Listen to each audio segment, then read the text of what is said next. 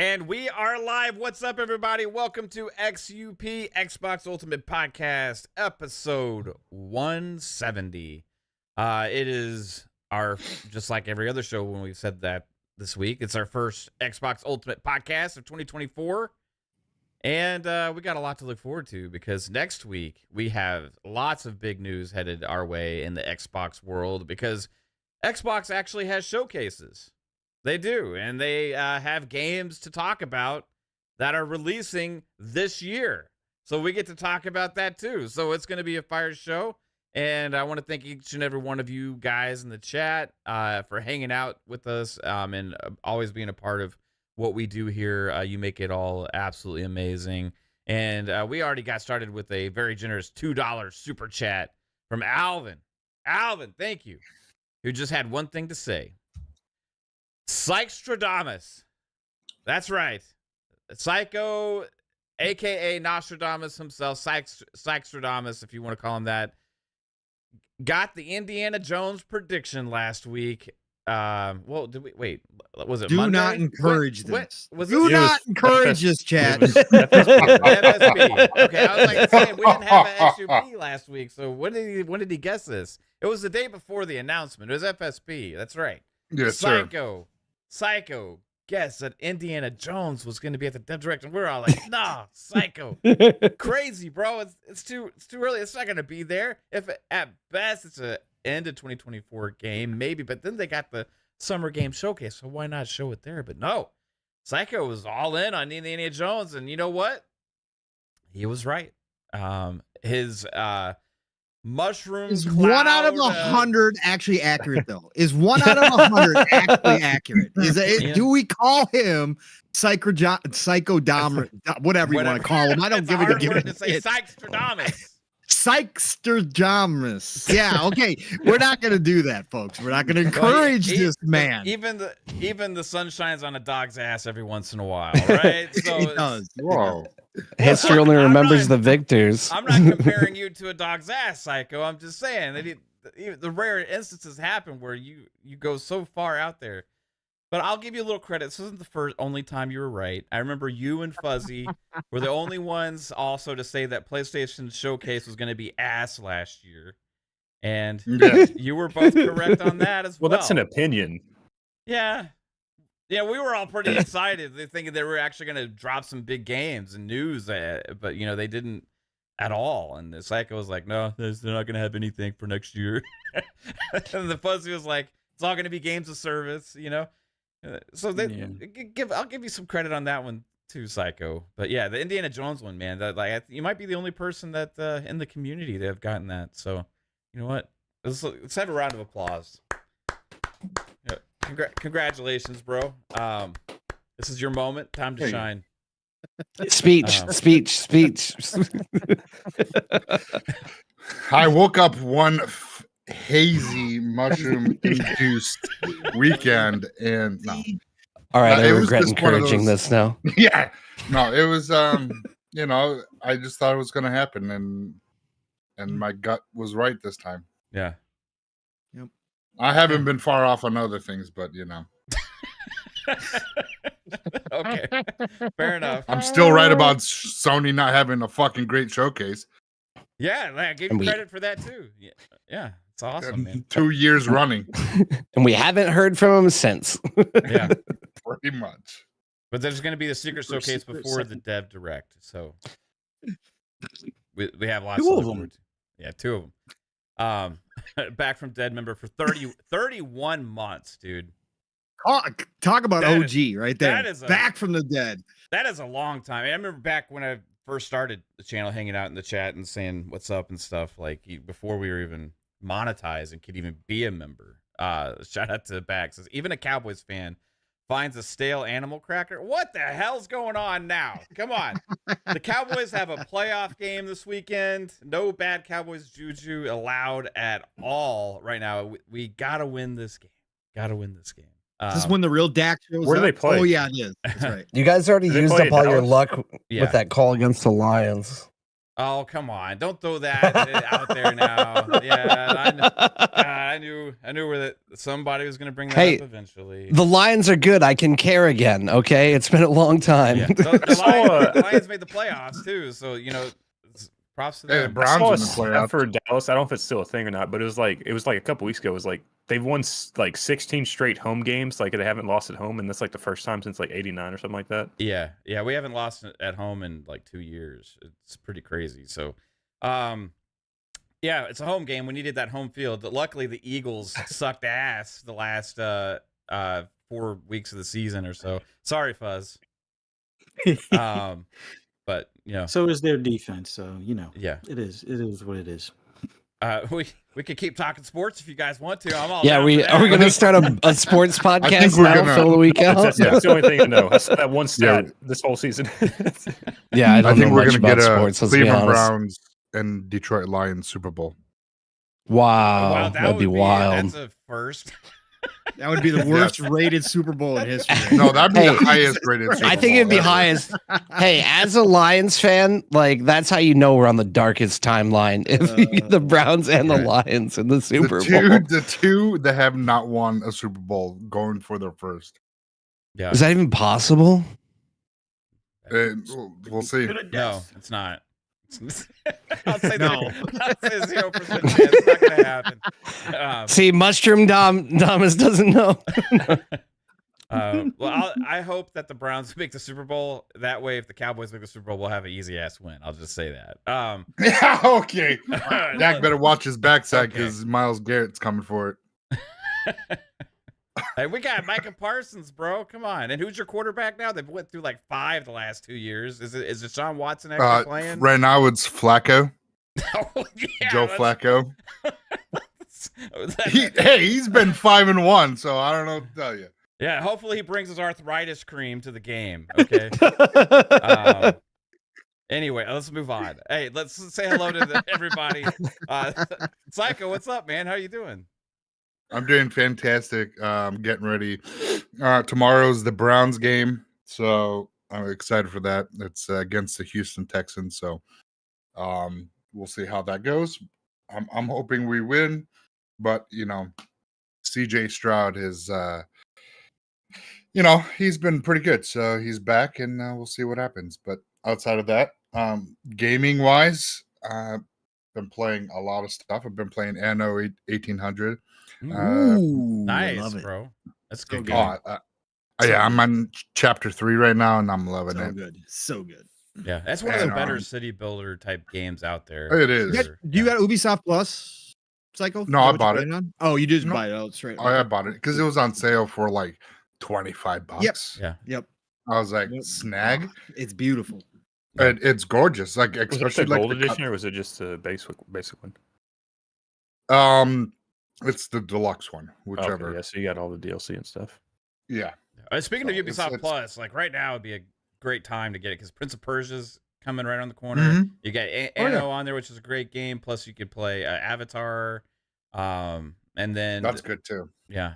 So they've had some releases. A Motorfest is pretty fun as well. It's Mhm. not amazing, but it's a pretty fun game. New Assassin's Creed. Yeah, Assassin's Creed Mirage, which I actually was enjoying quite a bit. Like, I know they didn't review like the highest for Assassin's Creed games and stuff, but I think everybody it was one of those media things where they want it to be like Valhalla or like Odyssey and stuff. It's like I was kind of appreciating it. I mean, it was still a big game.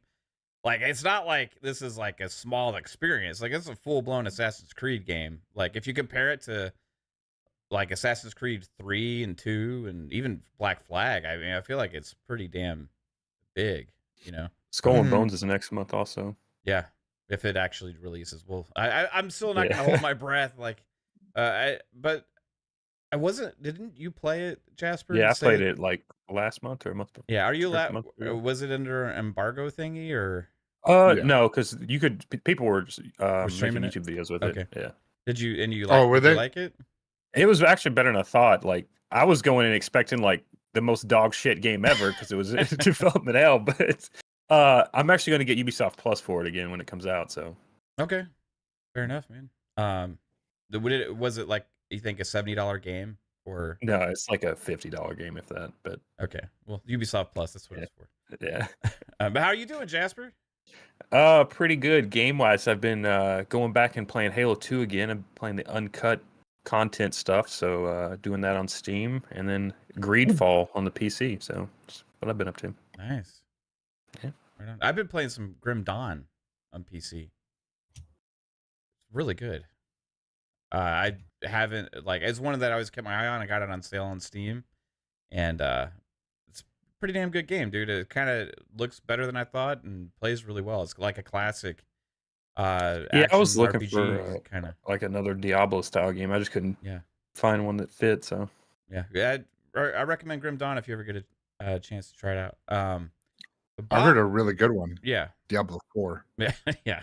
A Diablo style game. Yeah, Diablo 4 is a great Diablo type game. Sure. Which we got new season content coming for that soon as well. Yeah. Which, Bob, first time you've been able to hop on a show with us in a little while, and the times that you have been able to be there, I always end up having to cancel the shows. But tonight you're here. It's bro. all good. What a nice surprise. We made it. Yes, glad you're here. I got my editing done. I was working on a video with some. I'm trying to make more Xbox videos this year finally. So just got done editing one, and glad I can make it here tonight and talk more Xbox with you guys. And I missed it because the one that I was about to join in on was your break for the holidays, and now we're here. So I'm looking. I told you I'm going to try and make it more often. So I'm free on Fridays, and we're going to make it a thing. Yeah, as right much on, as I man. can. So I love appreciate you having me. I love when you're here, man. It brings so much fun to the show. So You need the wild card. yeah, I just can't What, wait till Psycho? it's. I can't wait till I can't wait till it's pickle season. Is pickle season gonna happen this year again, or is that April? Yeah, it's an April Okay. Fool's thing. Yeah. Pickle Rick, bitch. Pickle Papa, but yeah, I just been streaming and just work and stuff's been busy. So I'm glad that things are calming down and I can come hang out with you guys some more. Yeah, right on, man. Thanks for being here. And Fuzzy Belvedere. There was actually some Felix the Cat news that came out this week. Fuzzy, were you excited about that? Are you gonna get it? You're gonna get Felix the Cat for Switch? No, I'm not messing with Switch. No, but I'm trying to see if they have it as a back compat for Xbox or something like that, or I'll just pick it up on PC at some point. But the remakes or the I guess you could say the remasters that they're doing for that limited run for just those two platforms, nah. Yeah. If I could just play it on my Steam Deck, I'd be happy because I got Stray I play there, and Fist of Fluffs or Fist of Cuff. It's basically it's almost like party animals, but it's like real cats as opposed to like cats in or people in cat costumes kind of thing. Why you So Fist of Furries. Fist of Furry furry. fisters. Fist of When you furry. say it like No, that's a way different thing. We're Elbow going deep a in some different- furries. We're going a different direction right now than I had sorry. intended with this conversation.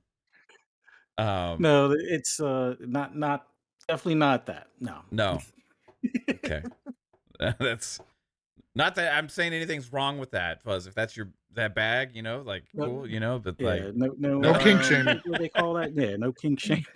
Retirement can be No. boring. Fuzzy's got to spice Yeah. it up a little bit. Exactly.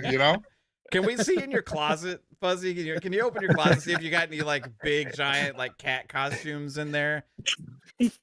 No, there might be some chains, some straps. Whoa. Wings. Whoa. Whoa! No, kidding. That fucking went left. Just some chains. Yeah, just some stuff. Okay, fair enough. Pong Soul, how are you doing? Follow that great. up, Pong. Follow that up. I'm doing great. Welcome to Xbox Ultimate, everybody. It's Friday night, if you can't tell. It is Friday Fuzzy, night.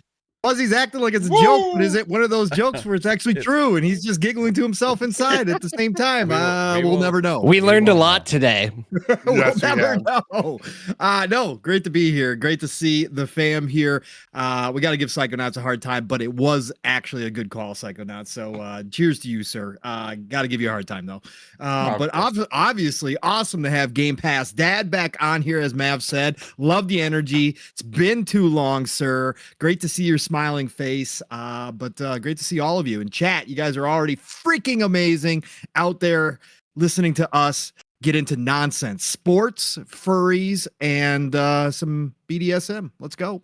Yeah. But then we're gonna talk more than just that tonight. Trust me, we will. We'll get into some game topics here. Do we have to? Will we? I mean, we don't have to. I mean, We'll touch on all. You're gonna have to change your title. Yeah. This is Sex Ultimate. Whoa. Okay, sorry. Yeah. Can Fancy show up for that one? Can we do that? You just have 6 dudes. Yeah, that's what I was just saying. We got kind of a sausage fest for that kind of talk tonight. Well, hey, fellas, what do you like about sex? Let's. What's your...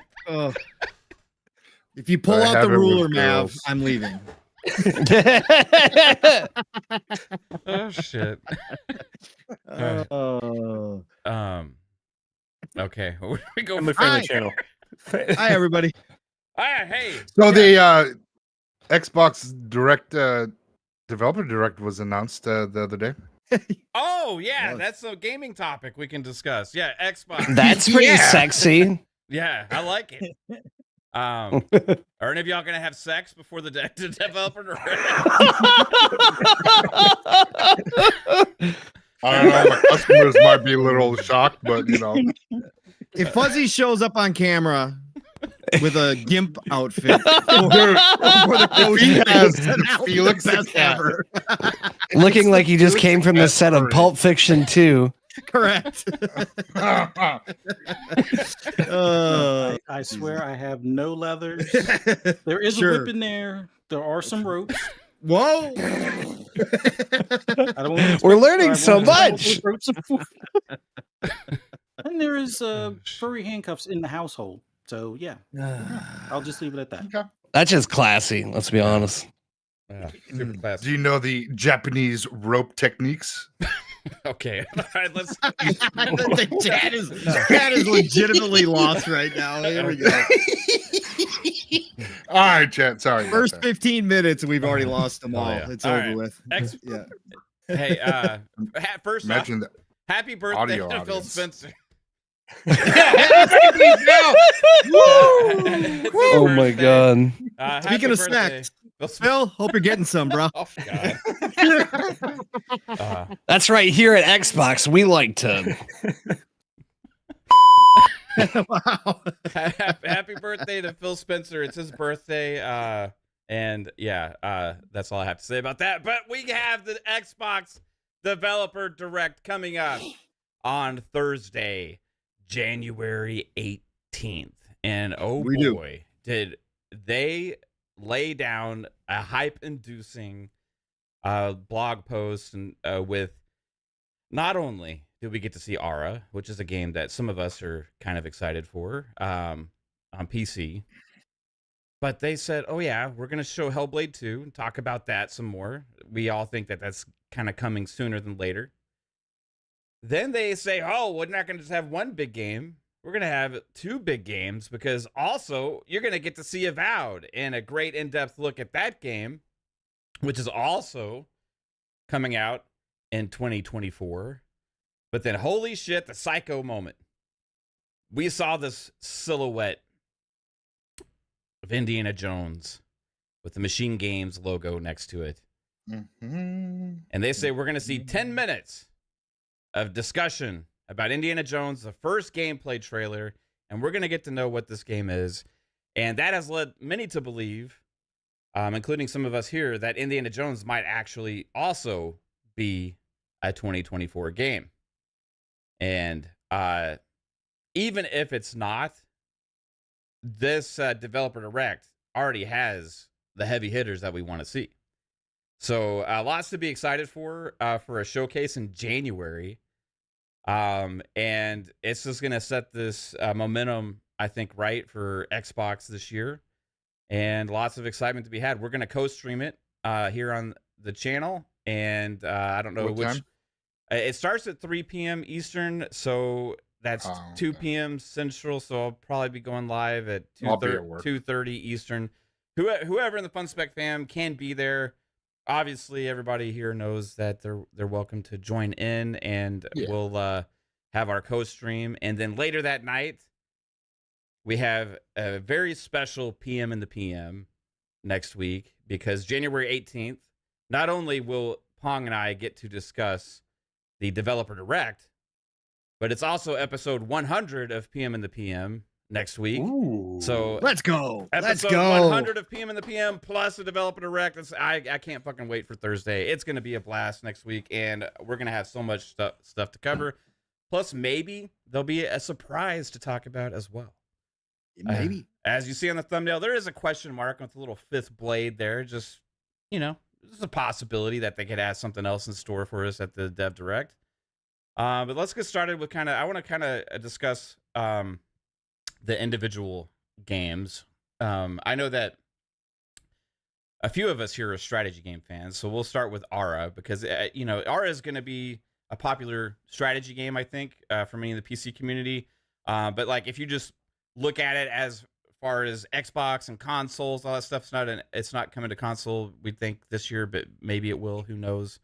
But as far as the other games, this is probably the one that most Xbox gamers are a little bit less excited about, just keeping it real, right? So I'm going to get started with that one to kind of talk about exactly what we know about it, and like, is a reason to be excited. And I feel like Jasper, you probably know most about this game. I think Psycho's played it though. Did somebody here play it? I was thinking somebody did, but I wasn't 100% sure. No. No? Oh, I thought you Okay. played like a beta or something of it. No, I signed up for it, but they my PC is not strong enough, so they laughed at me.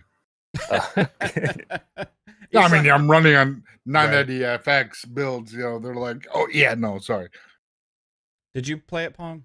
Did you have a chance to play it? I have not played it. Nope, I did not play Okay. it whatsoever. So this is like, from what I understand, it's kind of like a Civilization-esque kind of strategy game, but it also opens it up quite a bit more than a game like Civ,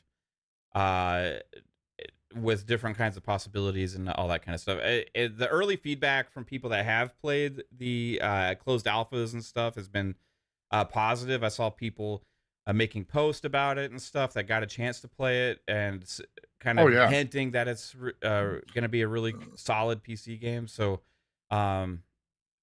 Ara, like, is this potentially going to be something bigger in the PC community than we're giving it credit for, or is it just going to be kind of one of those? Yes. Why do you? It's going to be massive. No, because there's a lot of hype behind it, and I believe that the insiders because part of the Ara history Untold, there's an insider group that has a Discord, and there's just a lot of hype and a lot of excitement behind this game. And we all know when PC, if a lot of people are excited for something, and these are the type of games that do very, very well on PC. Mm-hmm.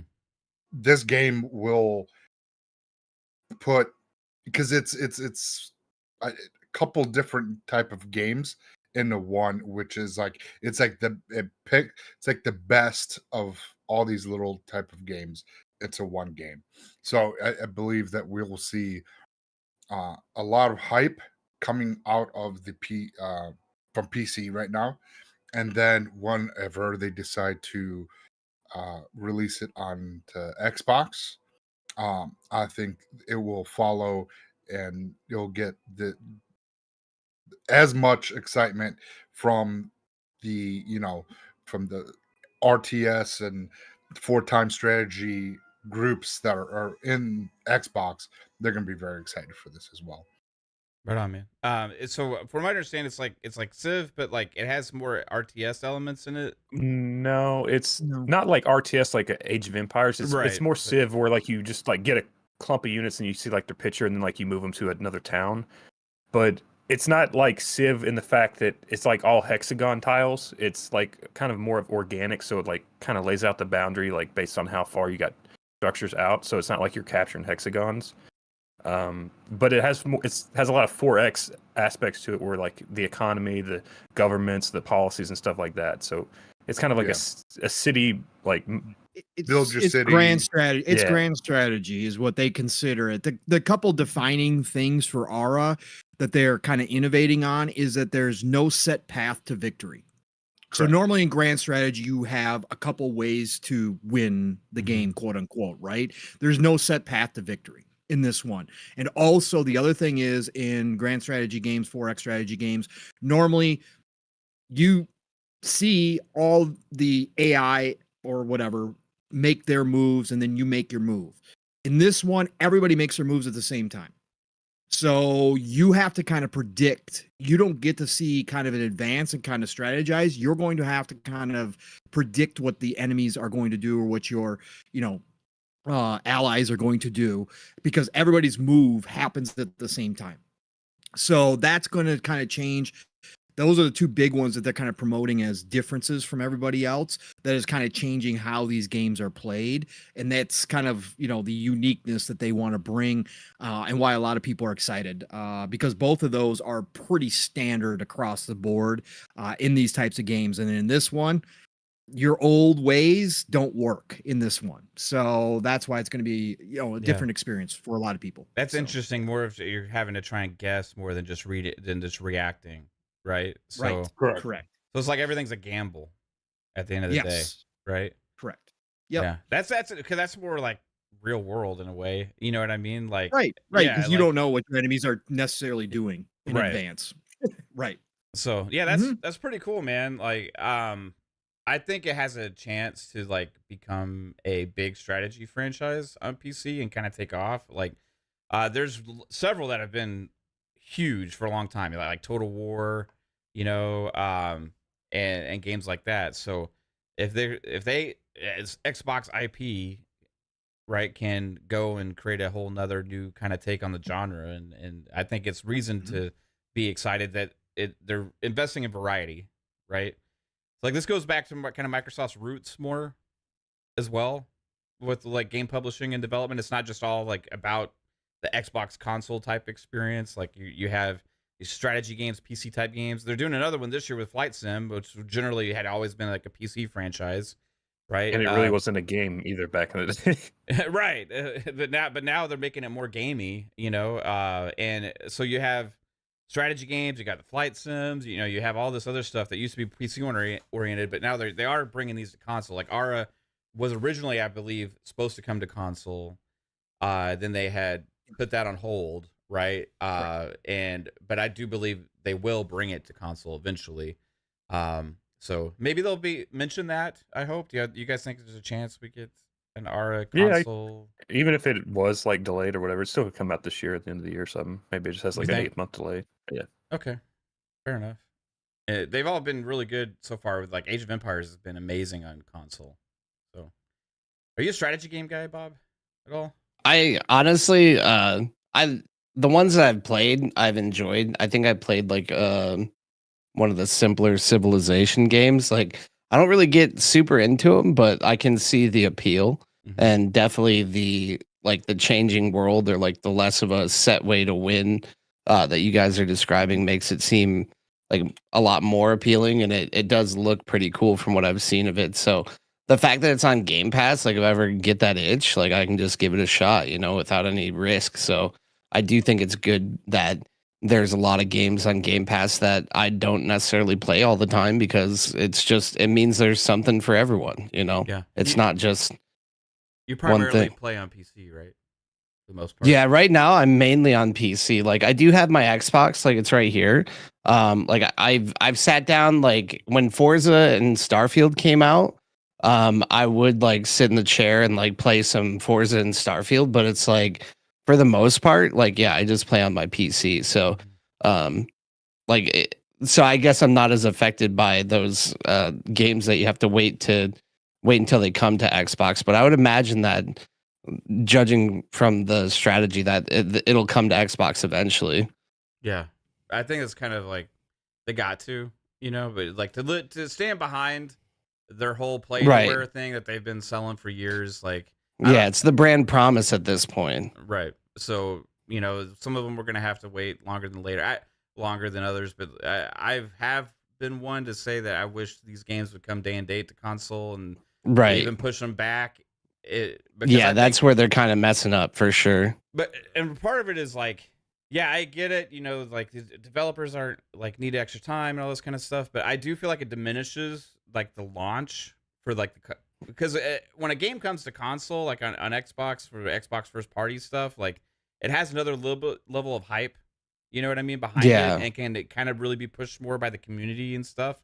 So when a game releases first on PC and then comes later on console, even when it comes to console later, you don't sense as much hype for it, even from the community, because it's like, oh, that game's already existed. That game already came out. It's not a new game, right?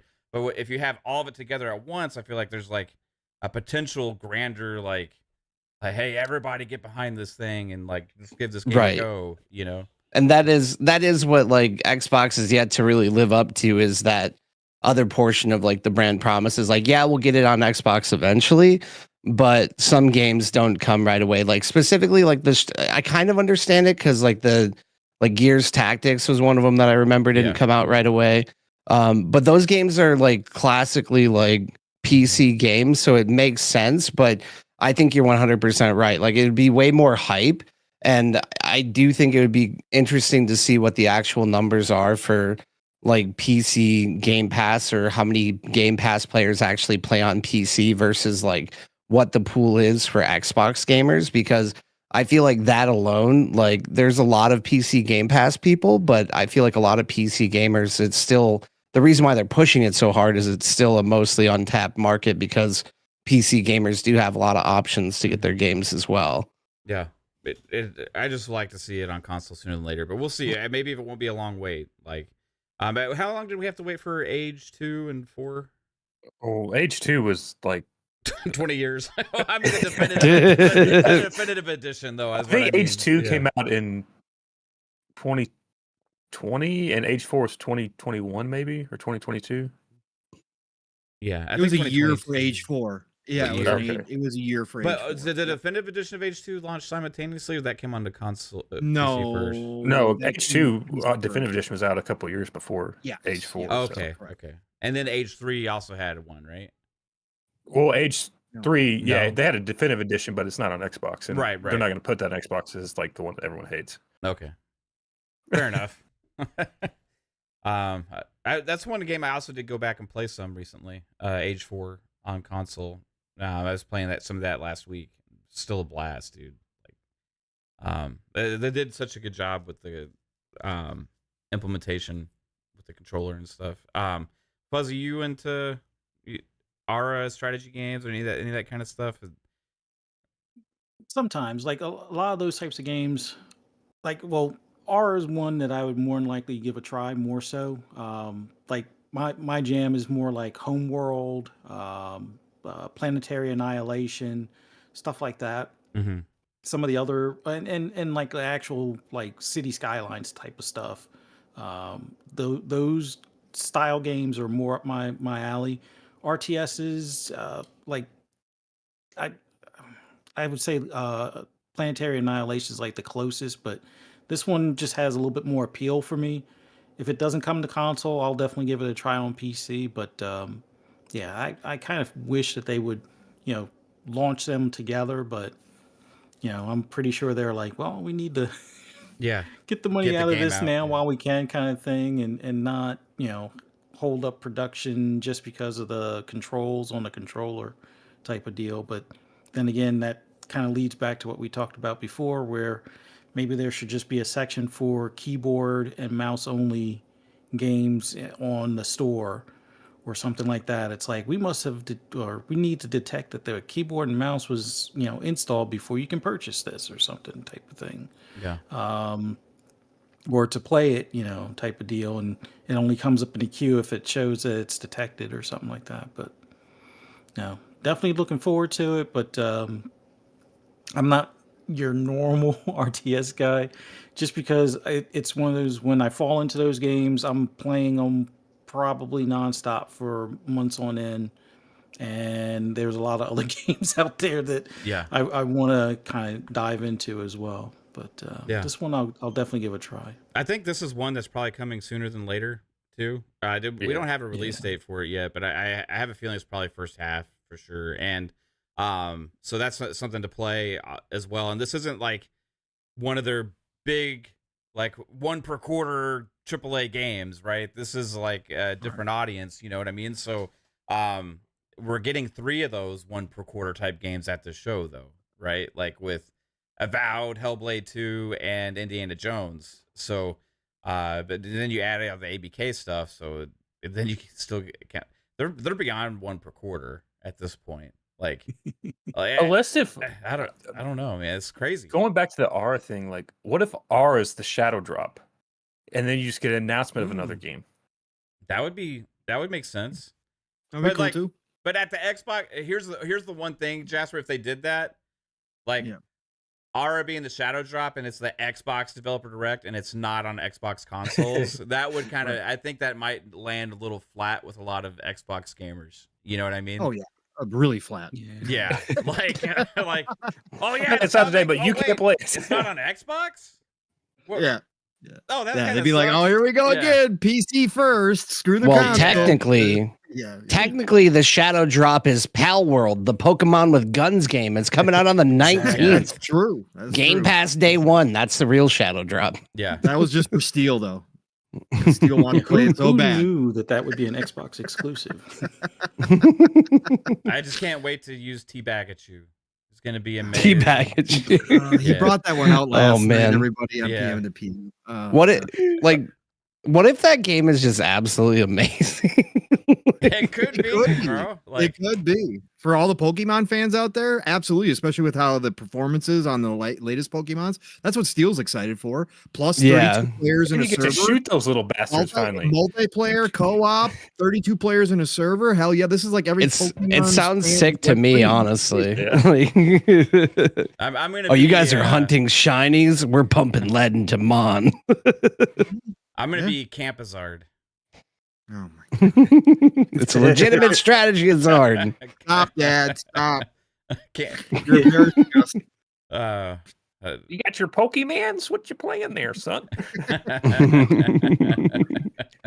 No, damn it, Dad! It's Palworld. Don't you see they got guns? My Pokemon's gonna do drugs. He's gonna have a problem. Oh my God! This is an adult Pokemon game. This is the grand theft of Anything. Pokemon. But That's what this is gonna don't be. y'all think that this is going to potentially, that game, not R, fuck. Palworld has a Palworld. chance to take off with like the streaming community. Yeah, of course. Yeah, 100%. Like Absolutely. seeing Pokemon type characters running around shooting each other is just going to be insane. Man. It's interesting because it'll be the more adult because you got Pokemon with guns, so you got the more of the grown-up side to the Pokemon. So let the kiddos on Nintendo play their Kiddos, real it's like fucking Pokemon. 30-year-olds, bro. That's true. No, it is true. I have more grown people buying Pokemon at GameStop than Of course. So than when kids, when they turn 35, they'll start playing Palworld, right? It's like there's some point where it's like, No, okay, this I is don't too know. kiddie for me. No, no, they'll because be they didn't big. get on Digimon, but I think this is gonna be- Digimon sucked. I don't Yeah. know, dude. I don't play that stuff, but this one I will play because it seems very interesting. Because it's Yeah. not that like I summon you, Bulbasaur. But I hope it's that. I hope we get to do that, and then the guy comes out, the pal. We call him pals. It shows up with a rocket launcher, and he's like, "Fuck you, bro! Eat my noob tube, bitch!" And like I want it to be entirely toxic. I want that probably game. will be. I want that game to be so toxic, man. It would just be hilarious.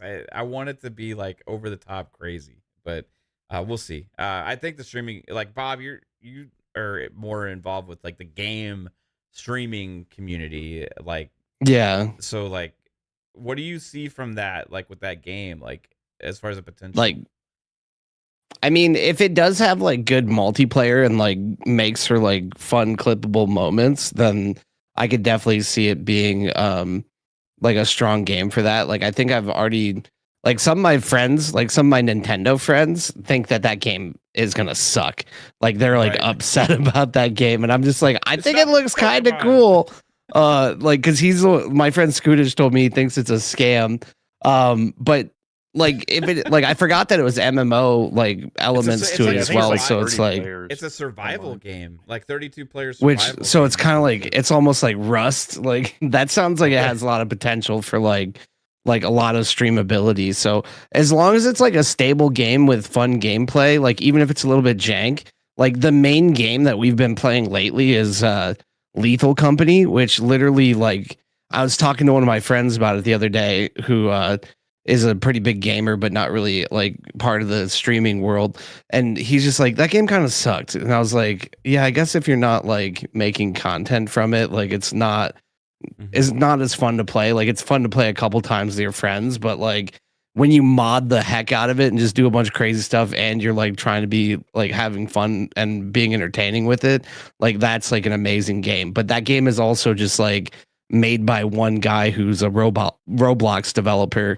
and just kind of like honestly anything with proximity chat is always like really funny to stream or like make content with, just because of like the situations that you end up in. So if Palworld has proxy chat, then it's going to be game of the year 100%.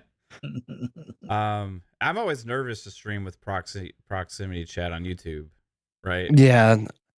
I don't know. I feel like YouTube's a little bit more strict with like things that happen, I guess. I don't really know. Like some of my friends that have like moved over you can to literally like have sex on Twitch and then come back.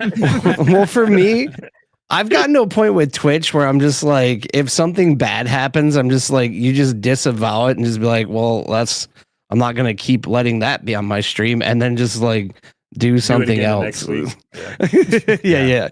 But I'm not as worried about randomly getting banned, but I mean, like, you still might. So I don't know. So then you might find me on YouTube, like someone says some slurs on my stream. But we'll see. I haven't had any issues with it yet. Like, I was going into like random games of Lethal Company the other day, and like most people were pretty chill. Yeah. So like, I mean, as long as you stay away from the Call of Duty lobbies, it's pretty like Call of Duty, so you kill someone. Yeah. But even with like, that would be different. Earlier on this channel, we used to play Halo like every Friday night, like after our shows and stuff. And like, and part of this is honestly me and Kate's fault. Like we just would go a little far sometimes with the conversations, and it's like I better get rid of that because YouTube may not like it. You know what I mean? Yeah. So like it just pretty much got rid of all those streams and videos and stuff. But like. Sometimes somebody would hop in the party, you know, and in the chat, and it's just like start dropping some words that you don't think should be said whatsoever in a public forum, you know. But it kind of comes with the territory, I guess. But yeah, man. Yeah, we do need to get together and play some Halo as a community again soon. I've been thinking about asking about that, so I'll be hitting you up soon for some Halo. Yeah, I'm down, dude. Halo Infinite's so good right now. Dude, the updates have been really solid for sure. And I think it's gonna keep going. It's my one like wish for the surprise at the Dev Direct. That'd be that like Halo Certain Affinity like multiplayer thing that they're doing. You know, that would be cool. That'd be insane, but I don't think it's gonna happen. I don't think that's gonna happen anytime on the timelines we want it to, even though. Like it could be so big, and I think they've been messing up with Halo for so long. Even still in the works, like, right? We've literally heard nothing about that but rumors. And like so many people want it, but they just keep giving us stuff that we don't want, and then now they finally fixed. Like they release something we don't want, and then they fix it, and that becomes really good, and then they just start over from messing up again. Yeah. I think it's still in the works. I mean, like the Certain Affinity, wasn't the last public thing they said about is like the thing they're doing with Halo is like the biggest thing they've ever done or something.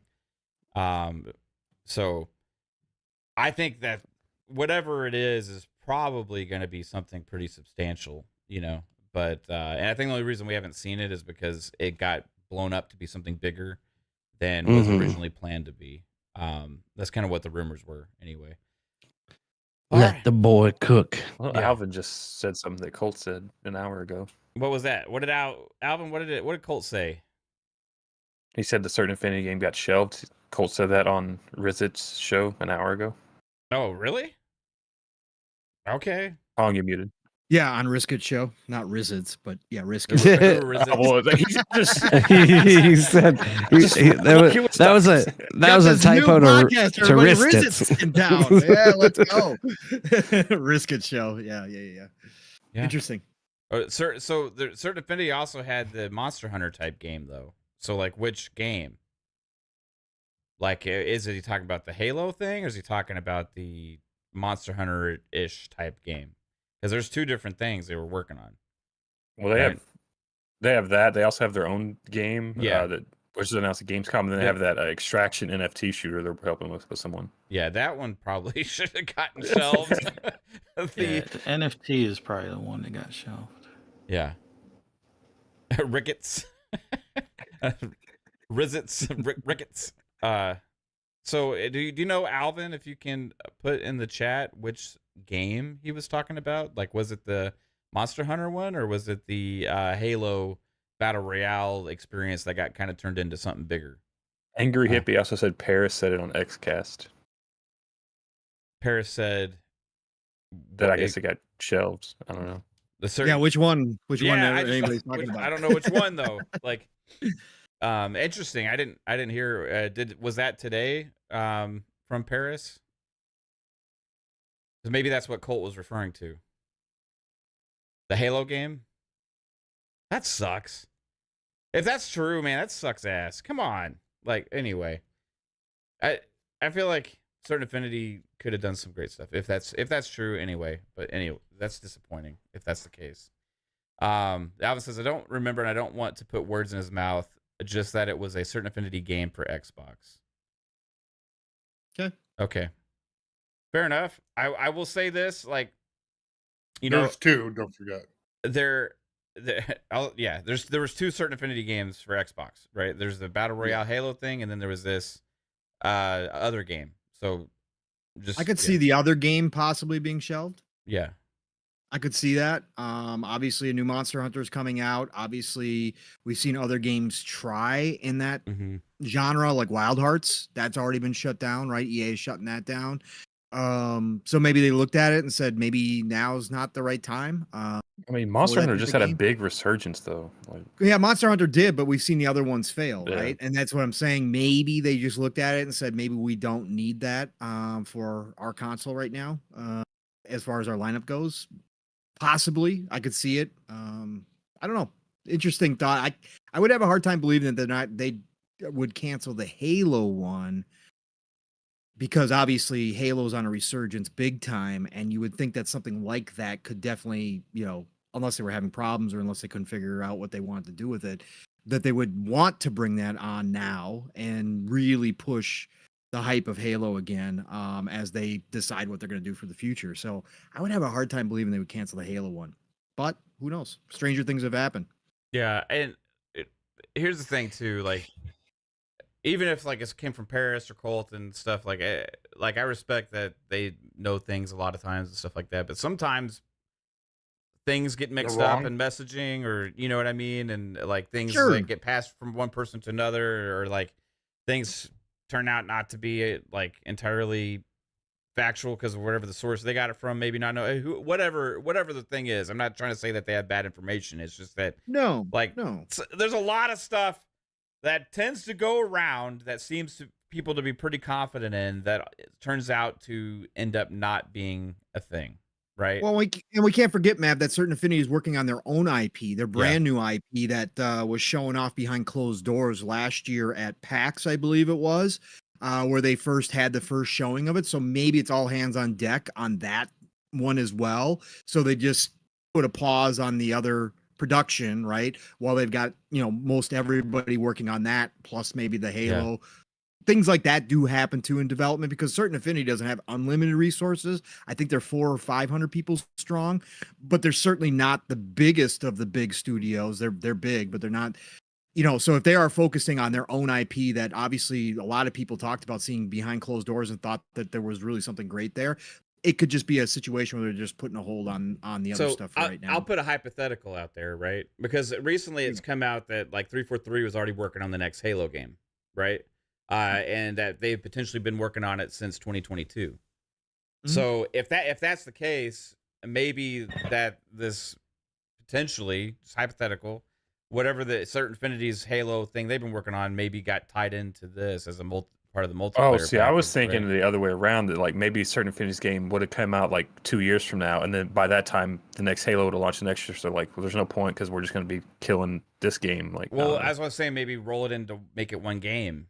Like because Certain Affinity's worked with, 343. Well, I mean, from my understanding, it was Halo, like it was going to be a bunch of Halo Infinite like connections. So like, if they're just moving on, then right. So maybe you make it connections to the other Halo game. That's what I'm saying. Like, instead of just throwing away all the work that they did, right?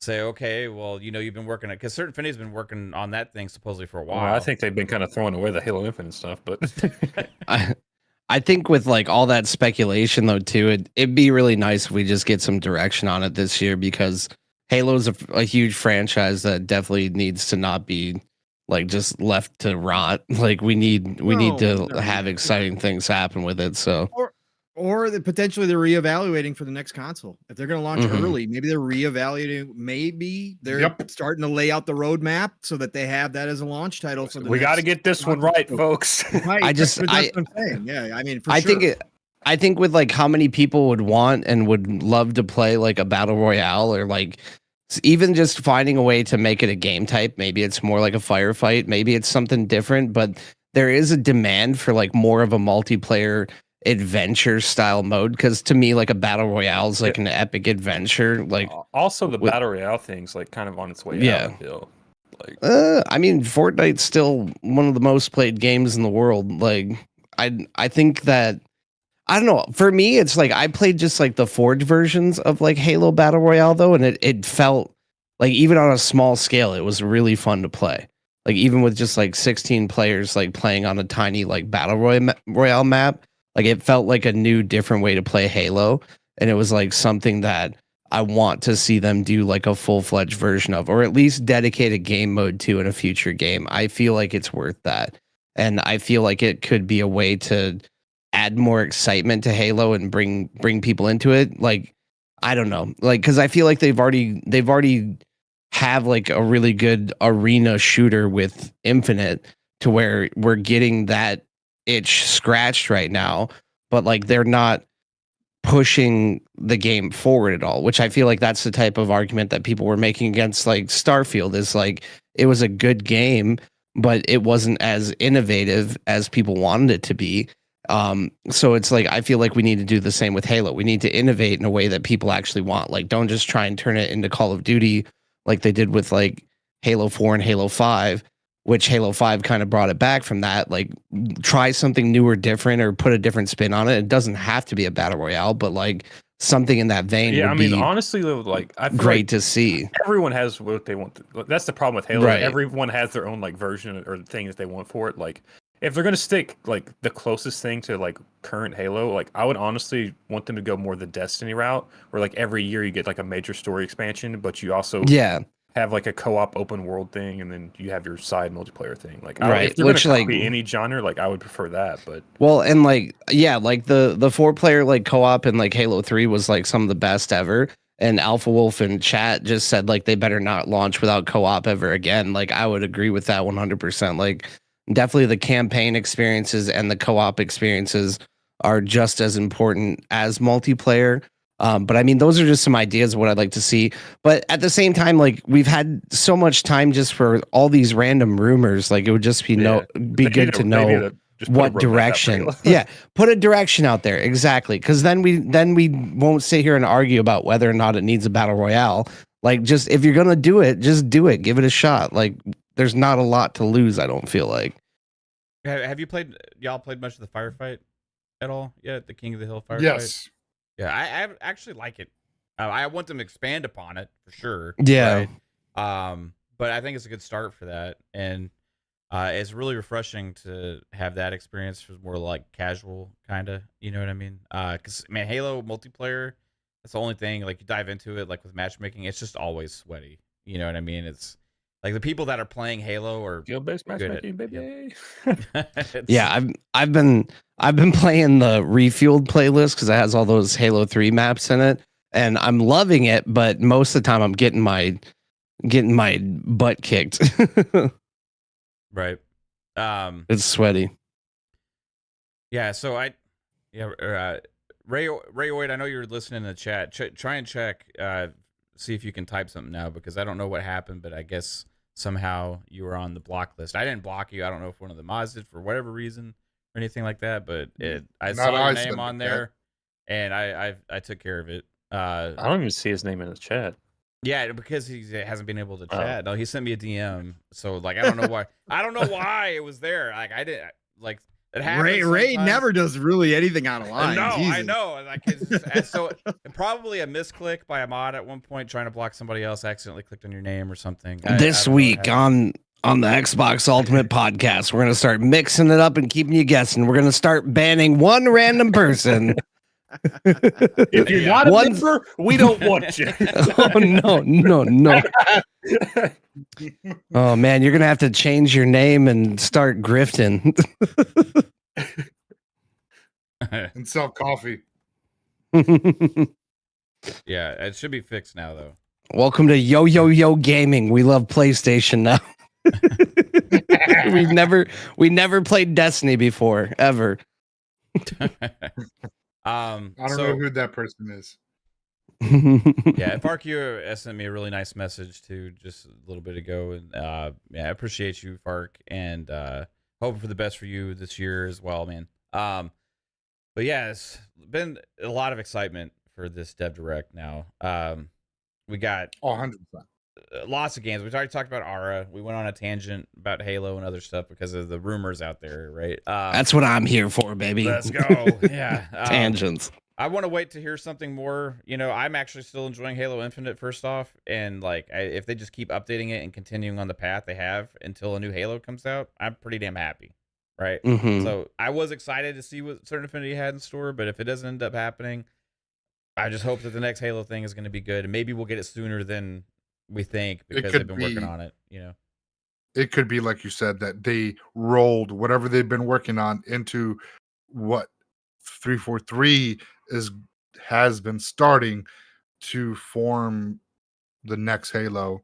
Because again, 10-year plan don't fucking always work out with Xbox, and we know this, but that's fine. I think they're gonna roll and hit with the next Halo on the new console. So they only got 2 more years to really get that out if that's where they're going.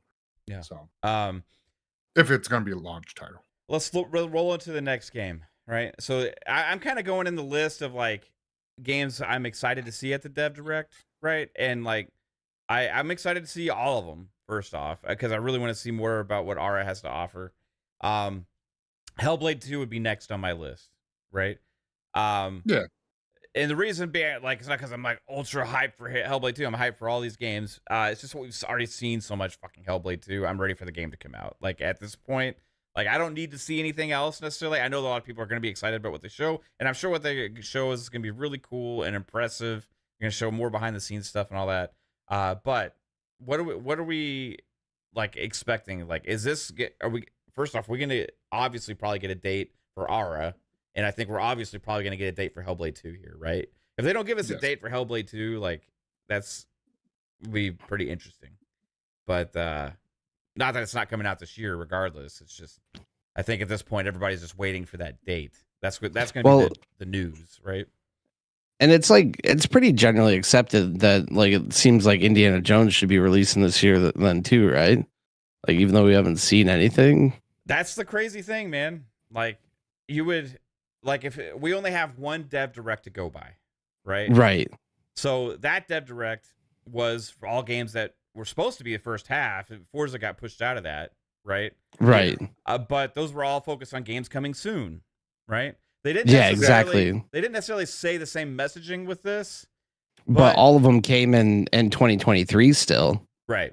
But with this one, they didn't necessarily say focus on games coming like this year or anything like that. However, Well, that could be because they're holding, like, if Indiana Jones is coming this year, that would be a huge fucking surprise, and they wouldn't want to spoil that in a blog post. I think we got it wrong last year when we do it on the March train. We were all thinking it's Starfield because it's Todd Howard, but it's actually Indiana Jones for this March. So right. Oh. I think I think it would be fun to like try and predict like when we think these games are going to launch next year, like what order, Okay, like so what time frame they let's might. start with Ara. I think Ara comes February. out in February. Yeah, I'm with you on that. February sounds good.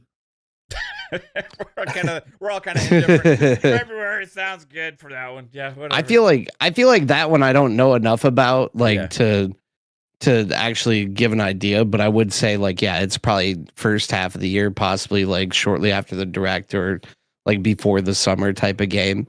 Like because it is kind of like a filler time frame where you don't necessarily. Well, I mean, I feel like maybe like March, April is when you do drop big games sometimes, but like it's not as hype as like dropping something on the holidays or like in the fall. Or maybe like Jasper's right about the shadow drop thing, but like I don't if they did that, like I don't know how it would sit, man. I honestly Jasper's correct. Palworld is the shadow drop. Good job, Jasper. So all right. Ara, February, Pong, February. Is that good with you for that? Ara? Yeah. Ara, yeah, sure. Yeah. Okay. For sure. Hellblade 2. First half? Are we gonna narrow it down to first half?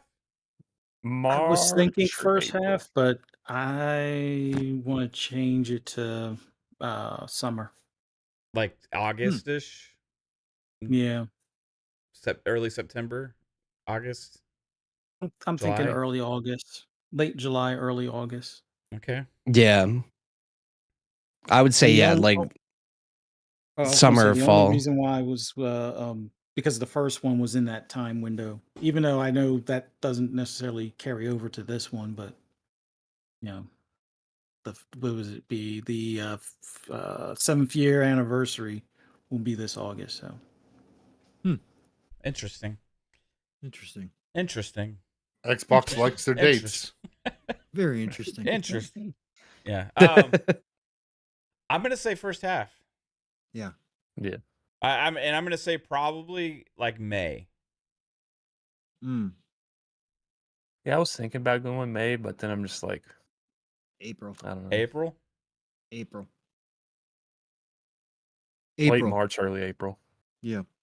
So that early. Yeah, I'm with you. So this was would that be the first big one for the one per quarter? Hmm.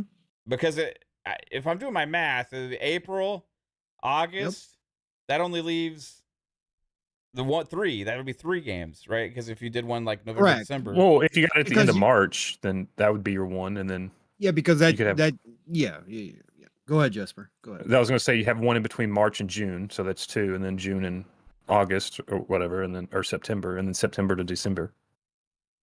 Right? Yeah, because you would probably release more big games later in the year Yeah. than at the beginning, right? So that it'd be kind of not necessarily one every 3 months, but maybe Because like I think because Hellblade, I mean, are we counting Indiana Jones as a AAA game as one? Yeah, I of would say that's a big game. that's I would gotta think be- I would think that's Okay. going to be a Okay. tent pole for well, sure. I'm asking because again we If- don't know anything about if it. comes So. out and ends up being like some Telltale shit, we're all gonna flip out. Okay? Well, that's what I'm saying. We know nothing about it. Like, Like- this could be a fun project for Machine so- Games. Right? Todd So- Howard's like, we're trying something no one's ever seen before. Indiana right, Jones right. with chat boxes and we're all stick. It's like an figures and, interactive like, movie. Yeah, Oh, right, It'll be a right. It could all pixel be art QTEs. pitfall. choose your own Right. adventure. Indiana Jones. It's actually a mobile game.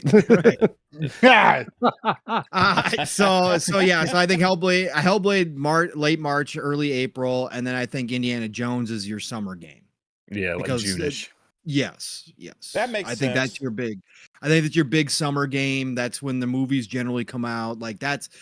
And again, people still like to say this whole thing like, "Oh, you don't launch big game." That's bullshit. Now you launch games all year round. Yeah, Sure, there's true. Mhm. time there's prime dates, but in Indiana Jones summertime game, it just fits. It works, and I think that would be the perfect spot for it in that Yeah. realm. The Hogwarts Especially with the Legacy people. was the top selling game last year, and it came out in what, like Yeah. February, I think. March was that March? March? It was first half Yeah, for I think sure. March. I think you might be right. I think it might have been February. And Was it then February? when Was did February? Elden Ring come out when that launched? That came out earlier. That was in the year, in too. that was like in the That was winter, April, spring I think. also. That was April. So that Yep. were literally the last two years, right? The biggest games came out earlier in the year. Nintendo released the Switch in the first half of the year too when it came out. Yeah, Yeah. Hogwarts was February 10th, so that was really early. Yeah. So When was Yeah, that Elden was Ring? the first. Elden Ring. I think April. April. I I'm thought it was pretty also sure. February. No, that was February also. Wow. February 25th. Yeah. So February was a big Hey, month. drop your fucking we games in February. Is the new Hey, November. maybe Yeah, 'cause they Hellblade had a 2 lot is of- February. Yeah, there was a lot of February, a lot of March and April. Mhm.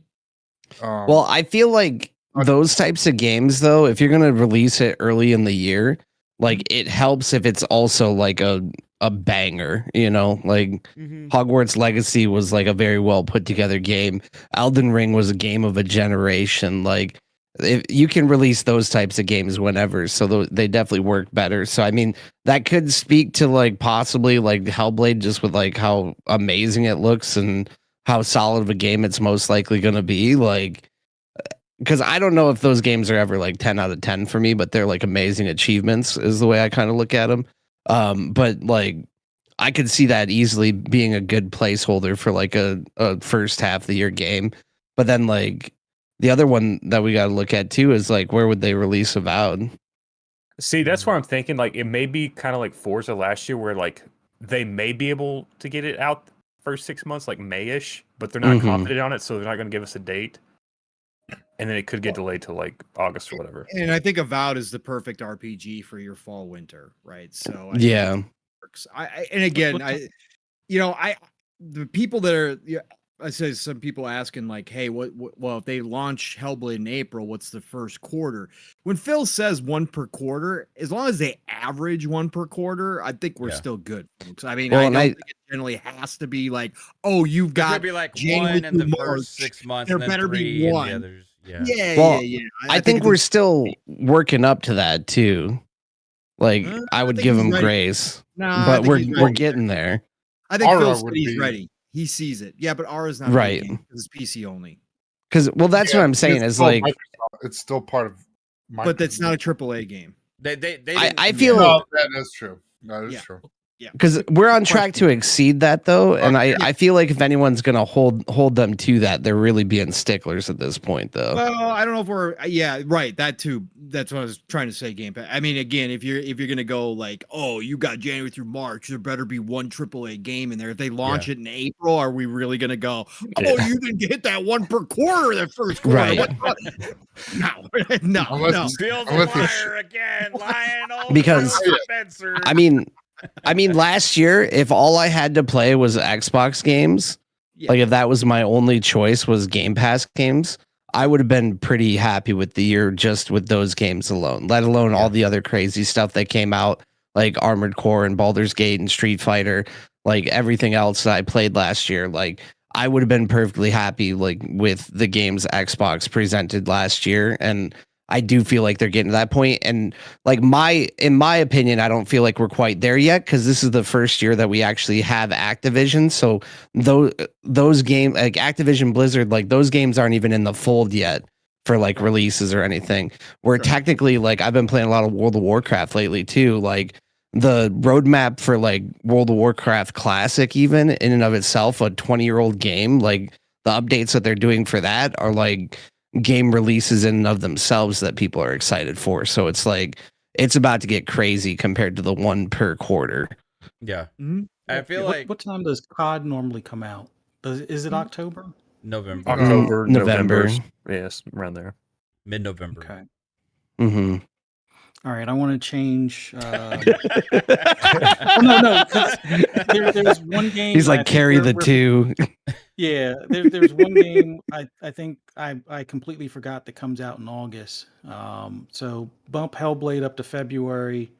Avowed is if Call of Duty is in November, then I say Avowed is in October. Mhm. I mean, I feel like with those two games, though, you could release the same month. It doesn't really matter. Well, You could, yeah. but because Call of September Duty's going to have his Call of Duty audience, and Avowed's going to have his Avowed could audience. follow, Starfield and Bethesda's plan, and be like a September launch too. I mean, that's the perfect time, September, October. I could see that for sure. Yeah. What if all of these are first half? that's what I was about to say. Is like And with Call of with Duty- all the new IP coming through. Like, what if all these are just first half games, or most of them? Like Indiana Jones is the shadow drop. You can play it now. Indiana that'd be Jones nuts. Shadow Drop would be fucking bananas, bro. That would be insane.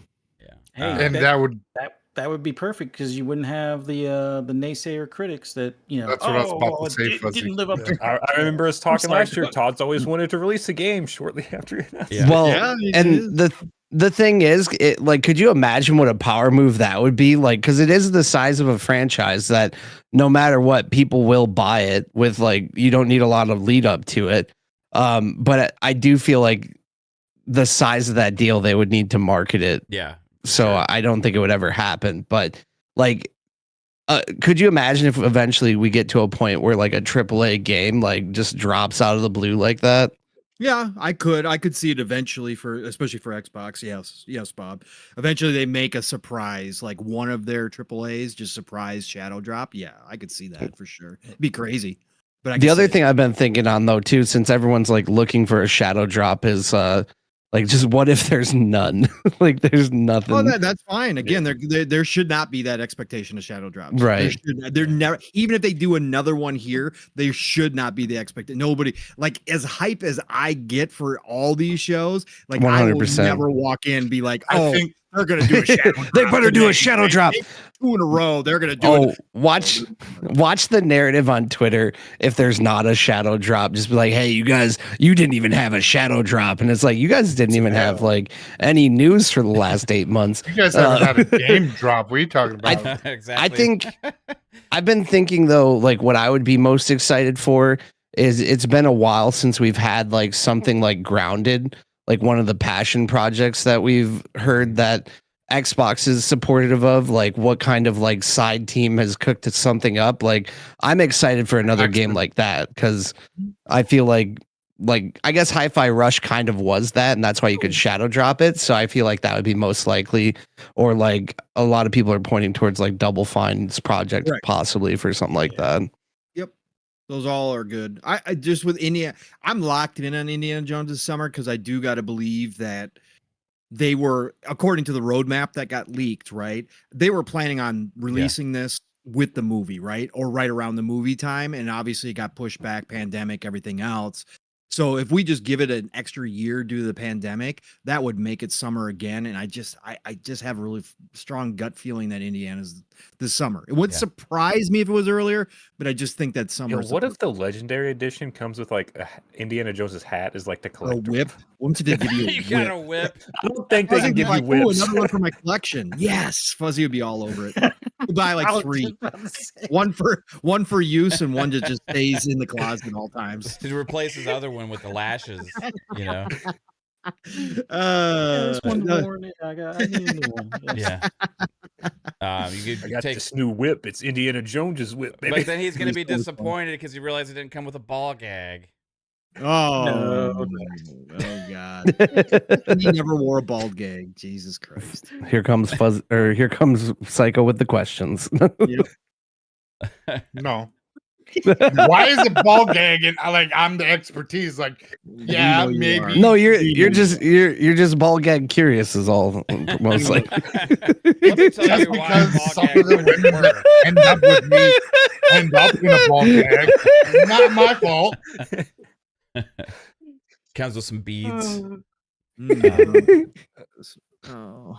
Anyways, I think Indiana Jones is summer, like Pong's saying. Yeah. I Yeah, definitely good. see. Thanks, Psycho. I definitely see Aura dropping, soon.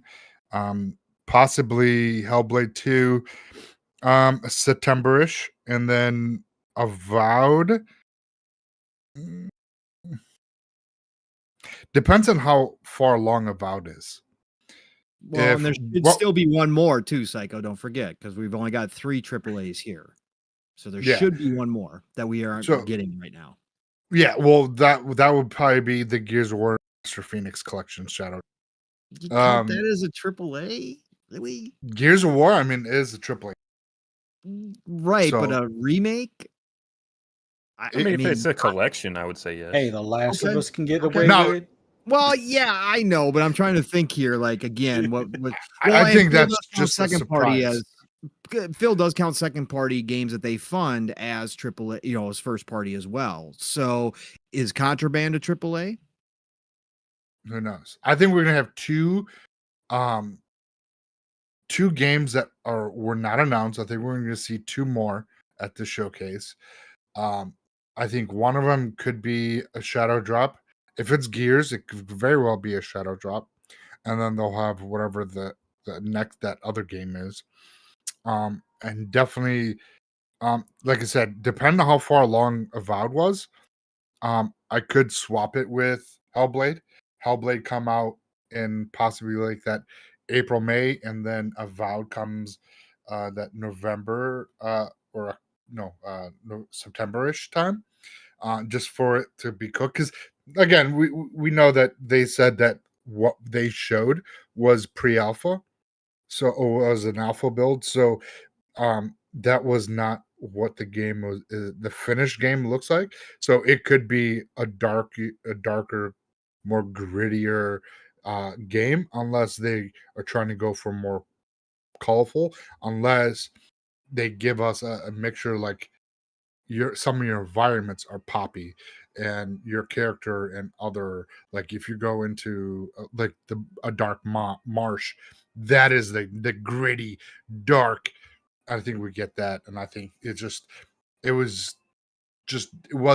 get that final touch, the final polish, and why that game a lot of people had issues with, why the coloring of Avowed was off to them. But because the first trailer I liked it because it was darker, it was more grittier, like type game, from at least from the trailer.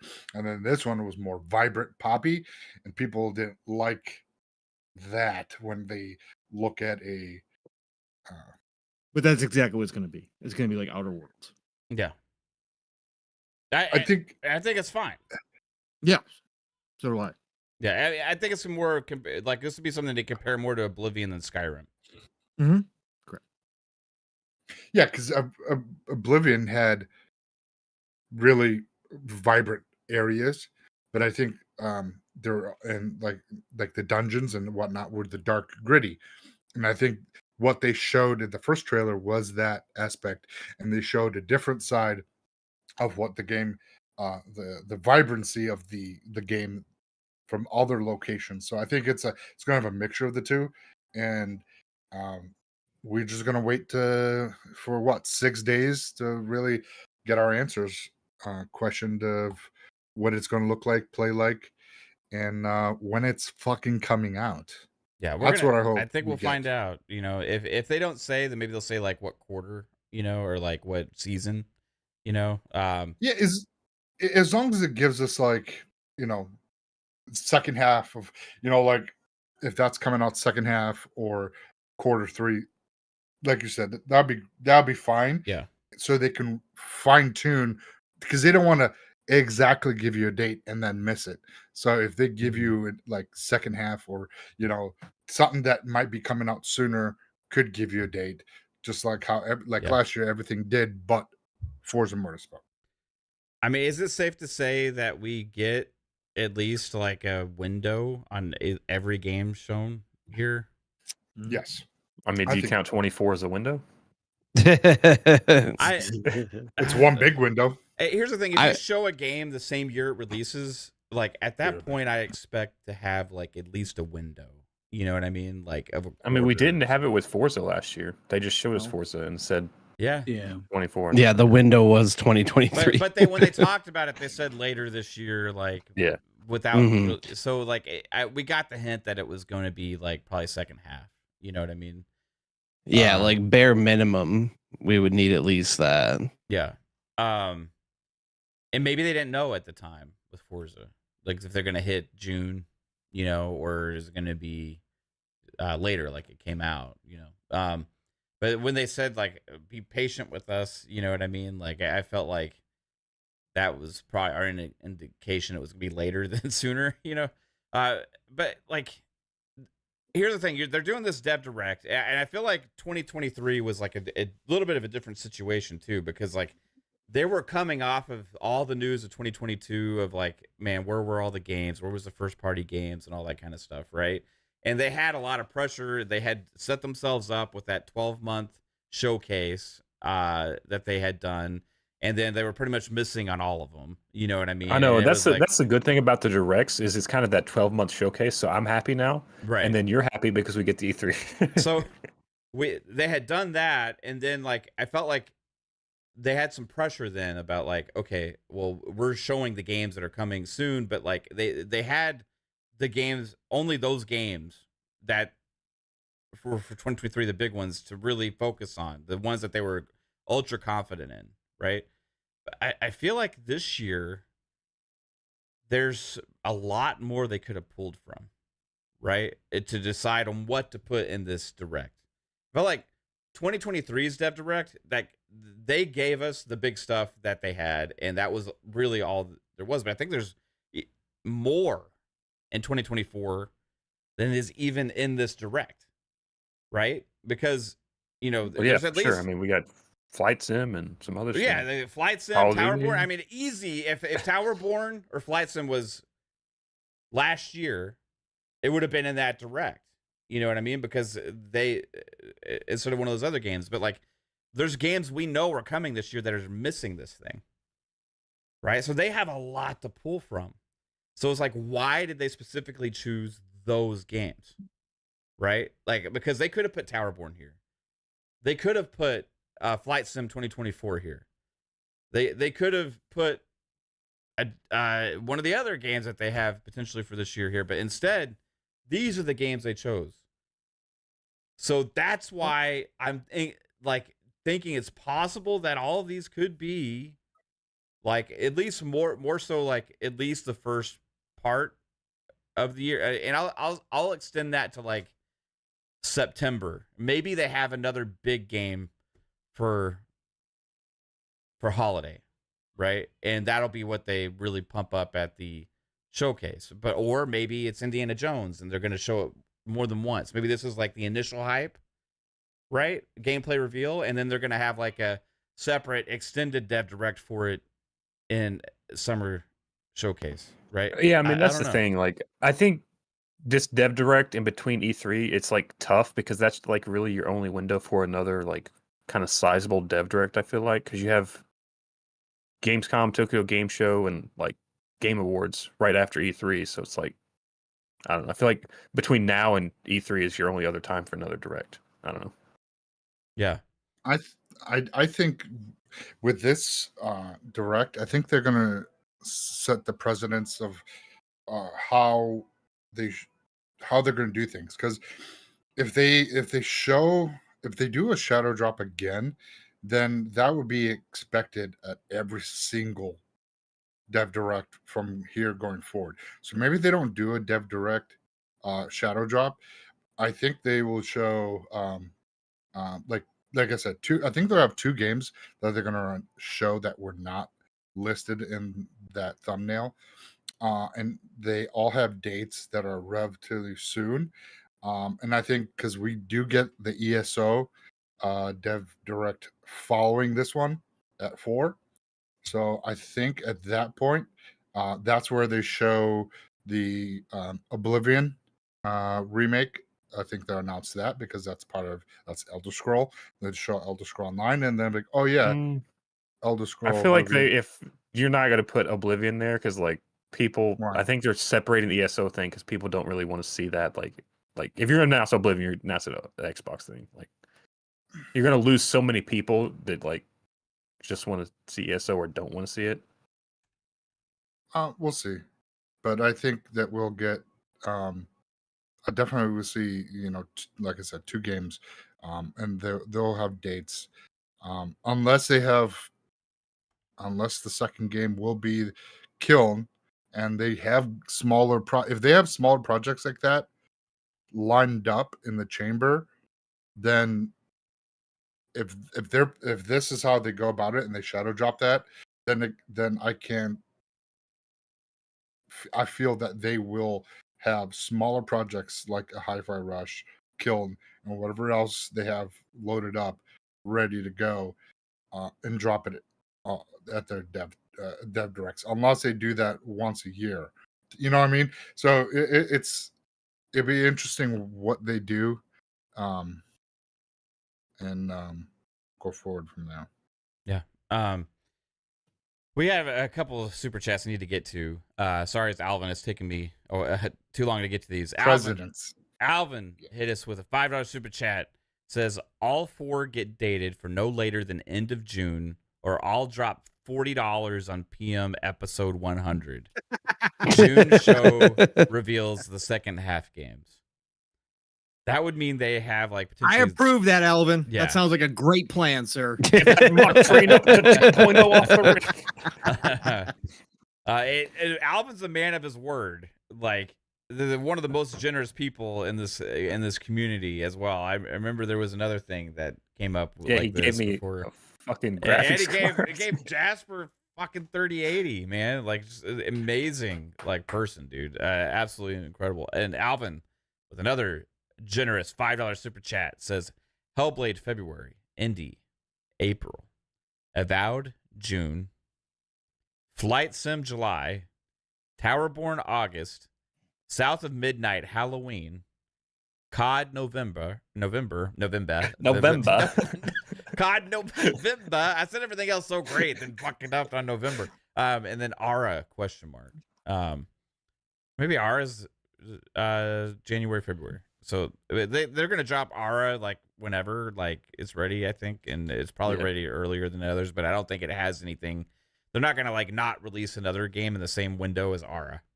You know what I mean? It's on PC only. Also, it's a strategy game, so it's like, Did they say it's PC only? Yeah, they said that before. Yeah, Yes. for a while at least. But they did until it comes out later. So they'd never said they have an Xbox version at all. They originally had both. They said that was going to be both, and then they had put the Xbox version on hold while they do the PC version, and then we're expecting that they will drop it later, kind of like what World's Edge did with Age, right? Right. Unless they worked out whatever they had issues with, and then it's ready now. Yeah, I don't know. Were you here for the first like 30 minutes of the show when we were talking about that, Psycho? I'm just curious.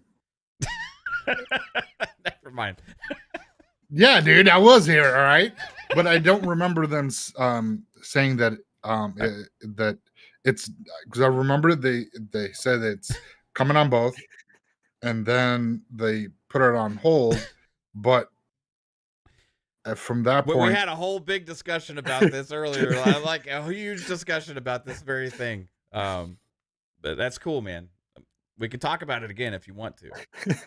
No, I'm just wondering that maybe they have whatever was holding them up fixed. Maybe.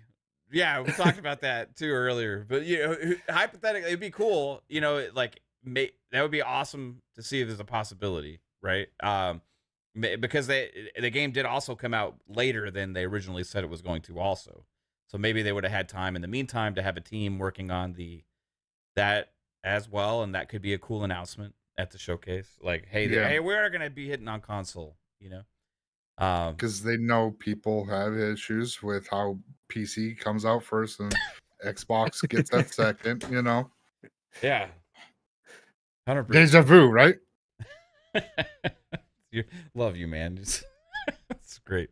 It's almost like we had this conversation. Yeah, it's so familiar. It is. So Where I heard you want to talk about Palworld now? Like, you want to start talking about that again, or no? I want to talk about Halo. the next game. We can start talking about Halo Sword Infinity thing. Have you heard that? No, rumor? the next game. Nah. No, I heard that they canceled the Monster Hunter game. Not the Halo. Okay.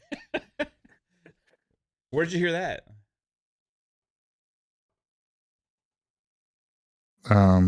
He doesn't. My mushrooms. Okay. All right. So, all right.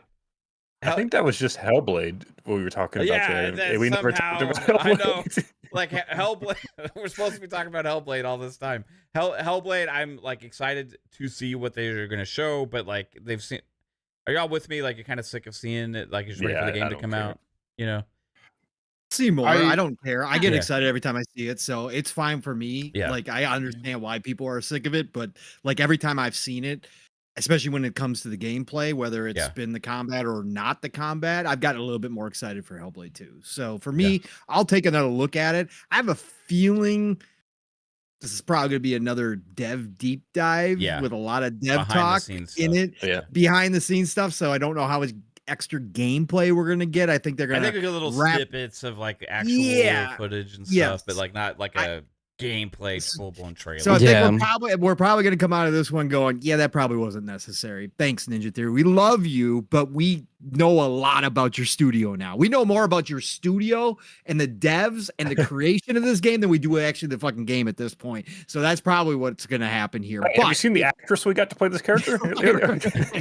Yeah, But we're if gonna we do get get a more behind the gameplay, I'm scenes look at how they found the band to do the song, how they live their lives. Before the band could even record their music, we had to put them in a mental asylum so they could get the feel for the game. And you guys know, they I'm- actually they actually I hunt don't the know deer what that they they sacrifice for their costumes. It's elk. It's elk. like I said, I'm all good with dev talks. I love dev behind the scenes stuff, but like for shows, like give me that option to go watch it on YouTube, on the Mhm. Xbox channel or whatever. If promote it, say, hey, we've got a whole new talk with the devs, Ninja Theory behind the scenes. Like it's over on the Xbox YouTube channel. Go check it out. Like if I want to go watch that, that's what I'm cool with. After this much airtime that they've gotten during shows, I just want to see more gameplay. So that's what I'm really hoping for here. I just have a feeling that's what we're going Yeah, because that's the blog post literally says yes. the other, right? So Yes. and that maybe they'll show the same gameplay trailer, but I have a feeling there's gonna show a lot of that behind the scenes stuff, and they'll have like little like 1 or Yes. 2 second snippet shots with Right. slow motion thing where they're trying to show It's off more something behind the specific. scenes of like maybe what we saw at E3, like them talking about that. Yeah, We're here's gonna show how, Or not Norway. E3, here's but how we at made our Game Hellblade Awards. 2 gameplay trailer at the Game Yeah. Awards, like the Yeah, making of shit like that. that. Yeah, No, the whole concert. Here's the making of the entire concert, the costumes that you The guys game. saw at the Game Awards. Join us at the studio while we look inside the live of Torgstein the janitor, the man who keeps the studio running. He keeps it clean, Keeps it clean. and he's kind of like the father He of cleans the flutes studio. every night.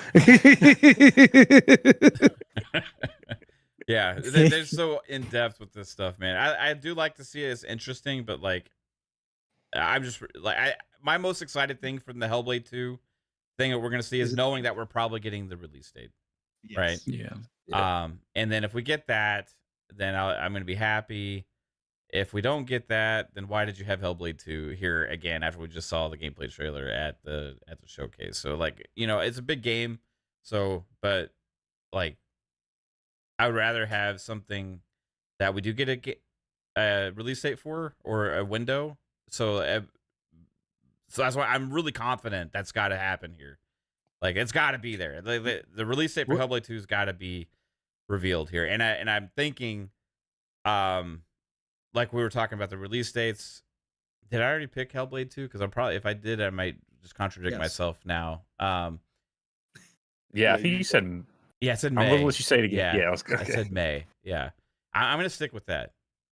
Okay. I feel good What about if- that. What if they like when they do the release date, they show the month, the day, and then when they get to the year, they start from a higher date and kind of roll down, and it lands on like 2025, and it like everyone's just like, what the fuck, and then it just switches to 24, and it's a date so much sooner than everyone thought, and then it's like one of those. It was like, everyone's like mad and then they're happy. This is what you all get for encouraging Psycho. It's just like Okay, that this entire is exactly sentence- what you guys get for this. If shit. we actually see a roll down counter of the date, I'm gonna lose my shit. You do the Indiana Jones Right? like rolling from a boulder, but it's the dates or some shit. Like, Yeah. You see, at first everyone's I was just grumpy. thinking of where and Kaitlin then like swapped his face on happy. that kid. Where it's like, you ever have a dream, but you didn't dream it? Oh man. So Hellblade 2, I'm thinking maybe May, and the reason is because I think they probably just need a little bit more time on it, but it's not much, and like you're talking about a few months away at this point, so that's why I'm coming up with that random date. Aura, I'm gonna say February, and then I'll say Indiana Jones for July, and I'll say Avowed for September. Okay.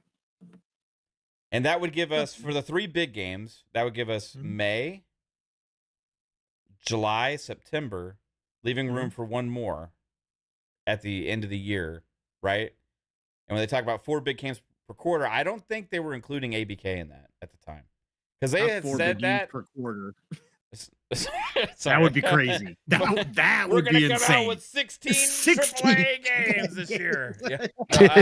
No, we got 1 per quarter, 4 per year, right? So like, Yes. I don't think they were including ABK in that scenario, because that is talk No. that they had started 2 years ago, Correct. right? They were. Yeah. So, and when he was talking even before with interviews with that, he would like said like they're on track for that. Even before 100%, they were 100% with ABK, right? So I feel like they were on track for 4 big games per quarter this year. I don't know if they include Flight Sim with that or not. That's my Probably one not. question, because it is a more grand scope type game, because it's a lot goes into it. But I'm gonna say more than likely not, right? So what would be the other game? And my hypothetical, right? So just to take the expectation off of Shadow Drops, right? Do you want to take the expectation off of Shadow Drops? I think we get a surprise at this show. I think there's a surprise at the show of some sort.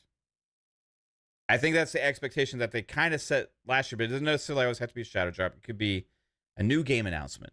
It could be a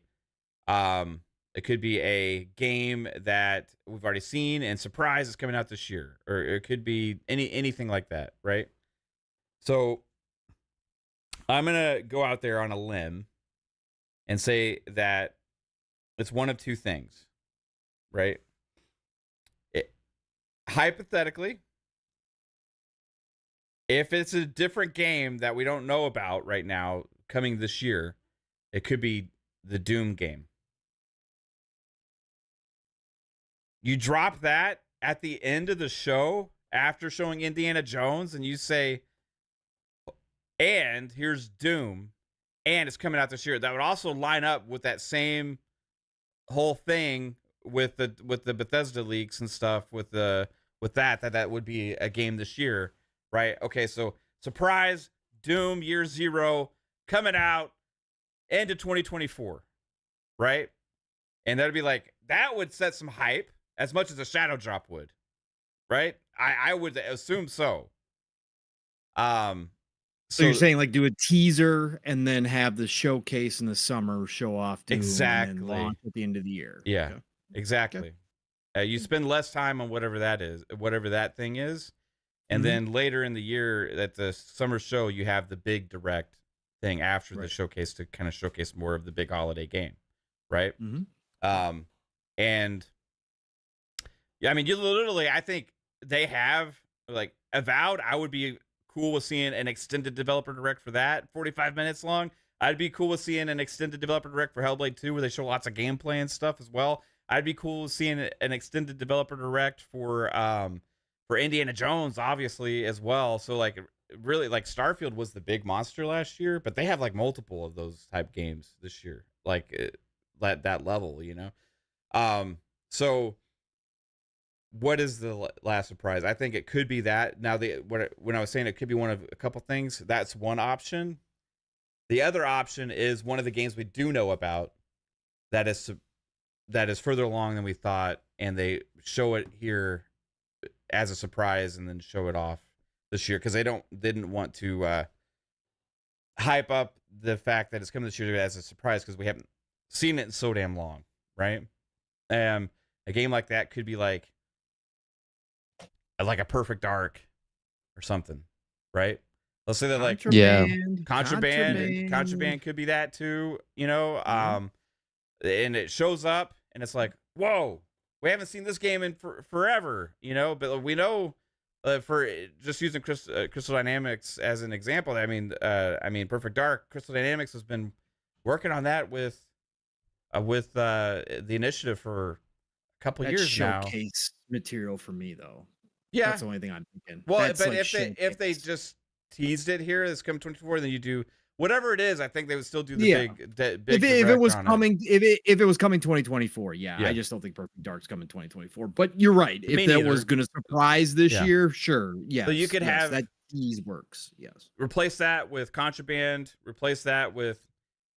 Speaking of replace, what is replace Shadow Drop? That'd be cool. That's not first party, so maybe this would be cool though. Yeah, it would be cool. Yeah, I've been waiting for that. Silk fucking Song game. Shadow Drop. That's true. It's not. That's Nah. true. But that's true. It's not first party, so they won't do it. Yeah, You're right. and that's why I The direct's not for that. like Jasper had made a point about potentially a Soccer 2 thing, you know, and like even though that's not first party, like that, the only I could see them getting behind that studio to include it in their. They've done a lot for them What, already. Yeah. so what yes. if, because they're not a public company, right? They're not publicly traded. It's privately owned, right? CGS Game World. GSCS. Yeah, right? whatever it is. Yeah. I don't know. I think they're An private. acquisition announcement? But Yeah, again, I doesn't- don't think you're not buying studio in Ukraine right now. A surprise? A Well, surprise? they're not Why in not? Ukraine. They're in okay. Prague. Yeah, They moved to Prague. They relocated them. yeah, with their money. But the surprise is an introduction of a new studio to the family. That'd be crazy. And the game that you've already seen Sega. from them in the works. Right, you're right. It's That's like, what all the moves I were was this just on- week was to get in prepreparation for next week when they Yeah. announce it. I was over just with. on C Money's show before tonight, and he was talking about the Sega stuff because of their new like restructuring thing or whatever. You know what I mean? So like, it's Yeah. Sega. It's finally happening. Dude, honestly, that's Crazy. exciting. What? Sig? There's too much smoke. All the about- games that they want to release, like everything Yeah. they said they're working on. I'll announce Working all on- those coming to Game Pass. The the whole slate. yeah, every Sega game's coming to Game Pass from now on. or For they being have on that like a. Who said it? I think was it Fuzzy? Somebody said it Boom. one day. Was it Boom that there was a Sega channel possibly if they Yeah. started up? Yeah. So imagine if they did that and they have like so now part of Game Pass Ultimate, you get Yeah, the Sega. so and so, and then this all these Sega games. So Mhm. Atlas, all that, Oh, mind blowing. you're talking all that? That's Sega. Yeah, but whoa. Yeah, but Atlas is kind of separate. We know that. But if they pulled They that be- off, Psycho, that'd be beyond. Like I can't imagine the amount of money they would have to spend. Holy shit. Like an acquisition type of money. What if they didn't acquire Sega, but Right. partnered with them, invested a lot into them? Yeah. like, bought a portion of them Yeah. to make something like Make it like second party, because then you don't have to go through all the trouble to acquire an international company. You just have a very close tie to them, and it's basically the same thing if all their games come to Game Pass. right. And the other part of the agreement is rebadge the Series X as the Dreamcast next. Or If Yep, that the Xbox happened, you know, if there was That'd be like, crazy. if there Yeah. was a Sega acquisition, the next Xbox to launch in Japan would, I think, have Mm-hmm. Sega branding on it. That would Just call it the Dreamcast, and no one will ever know. You know how many people would want to import that shit? Oh my god. Oh, Yeah. dude, God, I yeah. would.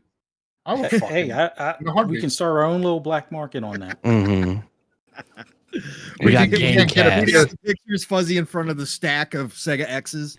Like, yo, what's up? Oh, just stacked pallets. We're all getting blamed for the shortage. Its Oh my next God. is unsold bottles of hand sanitizer.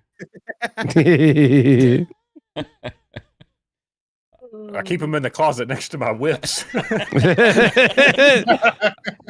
Now I just use it to sanitize my whips. Yeah, Trevor, you bring up something about EA Play. We don't know when the EA Play deal expires, right? And a lot of Yeah. people are guessing that it could be expiring soon. I know they said it wasn't going to be for a while, but we know that's not probably, forever by any stretch of the imagination. So what happens if they did like Sega? They probably know if Sega's preparing to do a channel, and it's made sense. We did talk about it too when we were talking about some of the games coming back, the remakes, remasters, whatever you want to call them, that they could create their own channel and be a smart move for Sega. What if they are already, kind of know that Sega's coming out with this channel and they're just going to replace EA Play with the Sega channel? I think that's a pretty good fair trade if they were to do something like that. If they could work out a deal that way, so that's a possibility. Yeah, Could very well. lots of possibilities going on in Xbox world right now. Jonas the Dad with a $2 super chat says, invest 10 bill in Sega lifetime second party and Game Pass. Yeah. Let's go. There's nothing preventing them from cutting a deal like that if they really Yeah. wanted to. It really isn't. So they certainly could. Just send Sarah Bond out there with a check. We don't know if Sarah's already not been out there. Yeah. We don't know if Sarah's behind the moves at Sega right now. We don't know. I mean, she was there. She drove past on a train. Maybe the contract language is correct, so they made the final moves to separate the business, and they put a new guy in charge who knows the Western market very well. I mean, Just saying, Right now- the contract language could be good. right now, because I was going through LinkedIn earlier today. Mhm. Right now, they have a camp right now for Southeast Asia markets. Right now, they got like this event going down over there, and the last week they had like the Philippines and Yeah, they've been doing that across the globe lately. So doing those this week party is like games. another part. So there's a lot of interesting stuff and the Japanese. I sent the Japanese post about getting developers and Yeah, talking. they've been working that for a long So time. that was just recently in the last couple days. So They're there's a building out lot team of over there.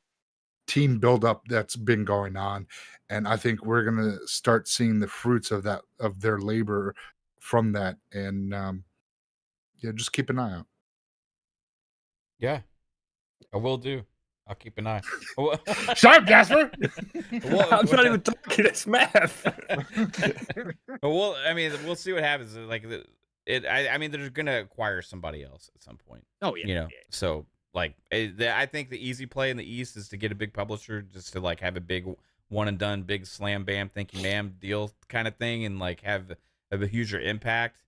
Just buying small studios in Japan, I think like, yeah, it'd be great, but over time, like it doesn't make as a big of immediate impact as something like buying like a publisher over there would, or at least doing the kind of deals that we were talking about, right? So, but yeah, let's move on to Avowed. Avowed. Avowed, yeah.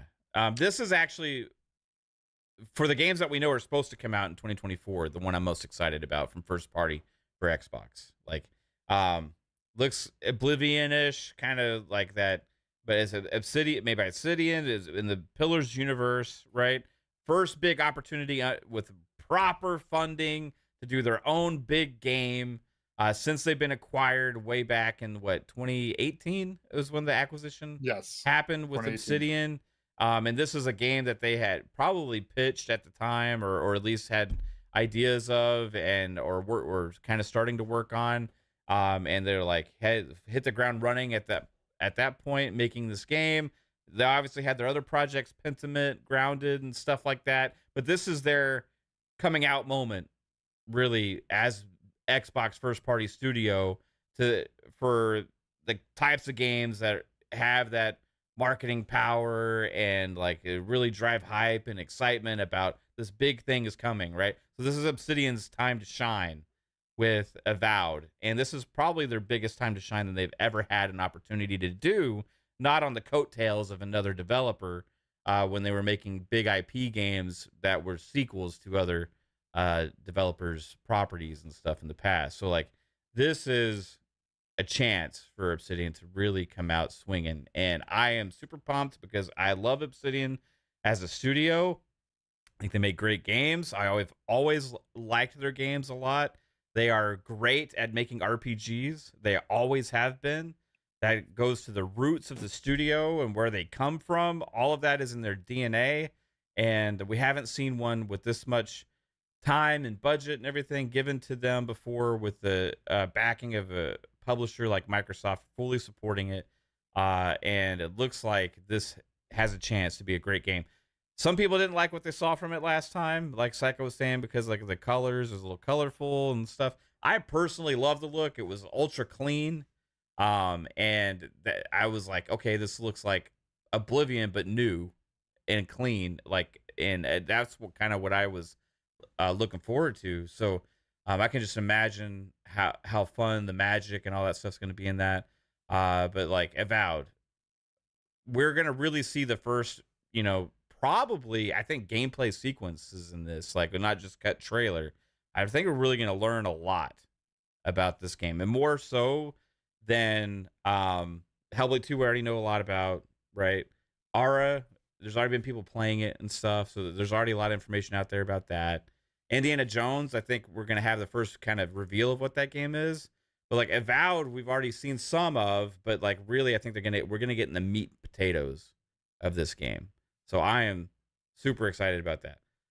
Anybody else on board with me as Avowed being the actually most I said that like one? On our end of the year show at the end of last year, I was like, Avowed's my most hyped game from Xbox for next year that I know of. So yeah, it's that was all of ours. it's definitely going to be like the most, like a more expansive world probably than like Hellblade, I would imagine, because Hellblade was like really kind of smaller areas that you explore and like tight fights and everything, where I mean, like I like you said also, like Obsidian just makes amazing RPGs and like super solid experiences. Like I really enjoyed like Outer Worlds, and one of my favorite other games was KOTOR 2, which Obsidian did also. So always have fun with their games and really looking forward to it. Yeah. And they did great with Outer Worlds, but even that was like from Private Division was the publisher. Right. And they're kind of like the indie publishing arm of 2K, right? Yeah. So it was a more limited scope for sure.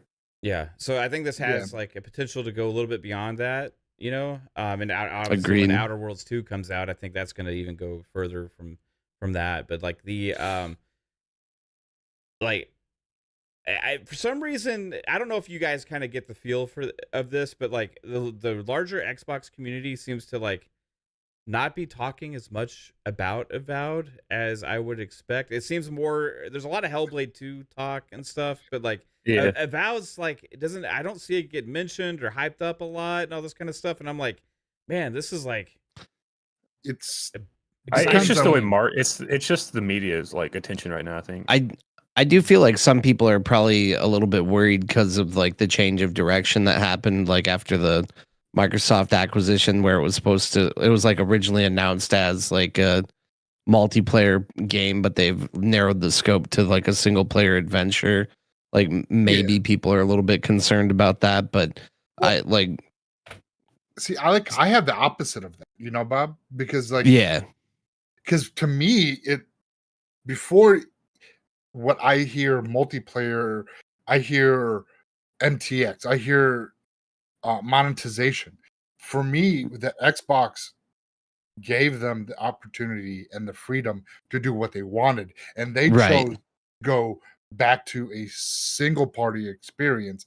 Tells me that that's what the vision the entire time was, but because of funding, they had to go to that multiplayer MTX monetization style to help keep the doors and the lights on. Now they don't have to worry about that. They can give the game the vision and what that team has wanted since the beginning. And that's what I took from it. But, you know, a lot of people, there's a couple people that are out there that, you know, have not the same outlook on that because, you know, they want to shut on Xbox. But I think that their direction is why I think it's the opposite of being in trouble. Then it's more of a good thing, and we could expect No, I do think it's good because I mean Obsidian's proven that they know how to make single player RPG experiences, and that means they're in their element with Avowed. And like I can forgive the graphics not looking like crazy or that the change of art style. Like I'm excited to see where it's at right now and what like learn more about it for sure. Yeah, I mean, I'm trying to figure out, Pong, do you get the same, like, it's even from the Xbox community. Like, I'm not even just talking about games media and stuff, like, even the Xbox community, a lot Everyone of assumes it's podcasts. the next game out, I think. Like, if you were to swap Avowed, like, if you were to put Avowed out, like, next month and, like, Hellblade out at the end of the year, that hype would switch, I would feel like, pretty quick. But You think that's why? I don't know. I don't feel think like so. it's just what people assume is coming out next is Hellblade. So. My perception is that this has always been Obsidian's kind of place in the video game industry. They're always the little brother. They've always been the little brother to Bethesda. This still isn't like, I think a lot of people have the feeling this still isn't the big breakout game, right? This isn't like their big kind of, oh my God, they've arrived. I think a lot of it's still, Outer Worlds is a fantastic game, but it's a slow burn, right? They just announced 5 million players played as of October of last year. So 4 years later, Outer Worlds also being in Game Pass, obviously, they finally hit 5 million players played. They're a respected studio, obviously. Again, they're right up there with Bethesda for me. But as far as wider audience, they still have never hit, I mean, Grounded, granted, has a ton of players, but overall, they just never have hit that huge kind of plateau point with any of their games outside of KOTOR, like that kind of game, right? KOTOR 2. But again, even that, it Well, I mean, still how many was. does Hellblade have? What do you? No. I understand. Here's the difference. And that's what I'm getting to. Ninja Theory is pushing boundaries with Hellblade 2. Everybody can see graphically they are taking to a new level, right? Underneath Xbox, they were granted this. Like, that's why people are excited. Let's be real. The hype around it is because it is a third-person narrative type game in that Sony mode, quote unquote, that Xbox hasn't had, and Ninja Theory is pushing the levels way beyond anything we saw from the first Hellblade, even though the first Hellblade was fantastic as far as graphics go. They are taking the next step. For Obsidian with Avowed, I think a lot of people, when it was first announced, a lot of people thought this was going to be the big open sandbox, Skyrim, Oblivion type game.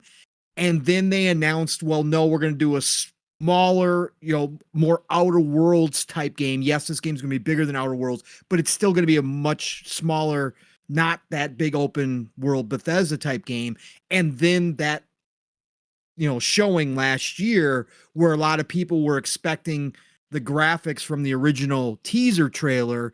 And when they saw it, they were really disappointed. So I think that all just kind of put Obsidian back in the same spot they've always kind of been in. Again, not to me, but I'm saying to the wider audience, so that the hype isn't there. Jasper, you're right from the standpoint too, that because everything is about what have you done for me lately? So we're always looking for the next thing that's coming. That's like kind of been the whole Xbox like community thing as of late. Is like it's your next game. It's the next game. Like everyone's been saying. So correct, and I do believe that's a part of it, Jasper. Don't get me wrong. I'm not totally diminishing what you've said because you're partially correct. But I do believe Obsidian's got this place, and I think it's going to take something big. Now, I said last night on PM and the PM that the showing they had last year, this direct. Since they came out afterwards and said, well, that was an older build. You guys didn't get to see everything. We're still polishing. We're still adding things. I think that's why they're back at this direct also. I hope they're coming out in the first half, but I still think they could be a second half game, which kind of defeats, why are they here if this is all the earlier games? Because I think they want another shot at showing off this game after the showcase. And so I think they're going to bring it. And I think that if this direct shows the way that I think that they will, maybe you start to see that hype level creep back up again from that teaser, that first teaser trailer. I think with Outer Worlds 2, when that's shown off, like that blew up the fucking internet. So like they can get those big hypes. It's just it did, but again, only 5 million players played in 4 years on Outer Worlds, right? So I think it is a very vocal community like myself who love Obsidian and that we tout them a lot. But I think the wider audience, they're not there yet. That's why I've said time and time again, I think the day will come when they are given a chance to do a giant game, like a really big game, and I think they're going to shine, but they're just not quite there yet with Avowed. But I think we're going to see the hype levels come up. The other thing we also got to consider is not a lot of people know the Pillars universe at all. This is kind of like a brand new IP, and so to a lot of people, because if you've never played Pillars. Right. I'm just saying that also adds to it, that a lot of people, brand new IPs, have a hard time getting a ton of hype. It's more the sequels that always do it. That's why, to your point, Jasper, Outer Worlds 2 seem to get a lot of hype because a lot of people, kind of get more excited for that. So I think that they're going to have to show, but I think they're going to show up at the direct. And I think that's why they're doing this direct, is to get back some of that hype that they had from the initial teaser. So I think they're going to show up, and I think a lot of people are going to, be caught off guard with how good Avowed now looks, with a newer build, with what they've been polishing. And I think we'll start to see the Xbox community, to Mav's original point, the Xbox community start to really get hyped again for Avowed. And Pong, I think Avowed will be that stepping stone to get more eyes at Obsidian, that people like. And if they polish it and it looks back to what it originally, the first trailer, if it looks like that, more people will be talking about it and eyes be on them. So that next game that they do, people were expecting more realistic, and it's not. Yeah, that's correct. Yeah, correct. And I think the next game that they do, big, not Outer Worlds 2, but their next game, I think, will be that game that puts them. It certainly could be. I think they're ramping up to that point with how they're developing and how they're structuring their teams internally, right? And they're still growing. Don't forget, they're still hiring. Obsidian hasn't stopped. I think they're leading up to that point. And I think between Avowed and Outer Worlds 2, that's going to give them the confidence to go bigger. Maybe Outer Worlds 2 is bigger. Maybe Outer Worlds 2 is a bigger experience, right? We don't know for sure, because obviously we just got the teaser for it because they had to tease it, but maybe that is their next step. Maybe they take what they did in Outer Worlds 1 and just blow it up and make it that big Bethesda type sandbox, more like experience with all the Obsidian touches, which they have their own unique twist on all of it. But, I think that this is kind of leading up. I do think you're right, and I hope they get that chance, whether it's one of these IPs or whether it's a brand new fresh IP, or they take over something else from all of this IP that Xbox now owns and do their own thing with it and really make it big. I think they're getting ready for it.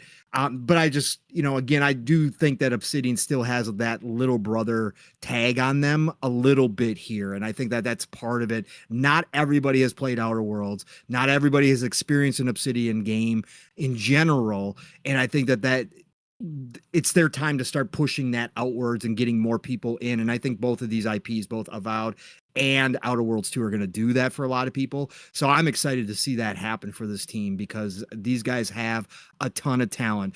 I'm most excited for Avowed because they talk specifically in the Xbox Wire post. I said this last night, that they are leaning again heavily into your choices have consequences and will absolutely kind of define the world around you as you go through the adventure. That's one thing a lot of people who may have not played an Obsidian game know, is that they give you a ton of freedom, and it's not just surface level choice decisions. You can actually alter the game and kind of really role play how you want to play, and make decisions that kind of go against what the game wants you to do, and go down a dark path if you really want to go down a dark path versus just sticking on either the good or neutral path. So I think that they're going to show that off in Avowed because they're masters at doing that in their character development along with that and their world development. Again, Pillars lore is deep. It is, if you've never played Pillars of Eternity, which a lot of people haven't because it's a CRPG, you won't know, but this lore has a lot of ways it can go, and I think they're going to explore that in this game. I'm super hyped for it. How was the Avowed trailer, Mav? No, you can see me watching that. Yeah. Yeah, I was just watching it again. Like, it's just fucking like love what I saw from it, man. Like, I really did. When they showed that trailer last time, I'm like, man, this looks like. I was thinking this was like a dream type game. Yeah, for me, I think the problem was people were expecting realism, and it's like kind of that. It's like it's their quirky too kind of take colorful. on realism. Yeah, it is. What I think I want to add to that, though, is when you look at the games that are going to be presented in the developer direct, between like Hellblade, which we've seen a bunch of, between Ara, which is like really niche, and Indiana Jones, which we have no idea what it is. Like, the fact that the hype for Avowed has kind of gone away a little bit. Yeah. I feel like it has the biggest chance to really surprise people, though, because what if it is steal the more show. expansive than what we expect? Because honestly, Fallout New Vegas, that's the one that we didn't mention. That's most people's not most people's, but a lot of people's favorite Fallout, and what most people really remember Obsidian for, which has been a long time. But I mean, they've made great games since then, and this is like really after Outer Worlds, like the first game that they are having the backing of Microsoft to really go after it. So what if it is literally like their own version of Skyrim? Like, we haven't had like a Skyrim since Skyrim. So like, to have a big expansive fantasy RPG, not to say I expect it to be, because like Obsidian generally, like Outer Worlds, like was more and of they came out and narrow said, Bob, paths. and they came out and said, Bob, that it wasn't going to be right. Right, like it's not that They expansive. quelled that whole kind of talk because they knew they were But kind of getting out of they- hand. But They do a lot. They can do a lot in that space, though, because honestly, like, just from being with like the smaller budget of Outer Worlds, like Outer Worlds was a very fun adventure. I spent like 60 hours with it and had a great time playing that game. So I feel like just a little bit more would make it even more on top. So like, even if it is kind of a compartmentalized like experience, kind of like I guess the best thing I could think of is like the original Fable.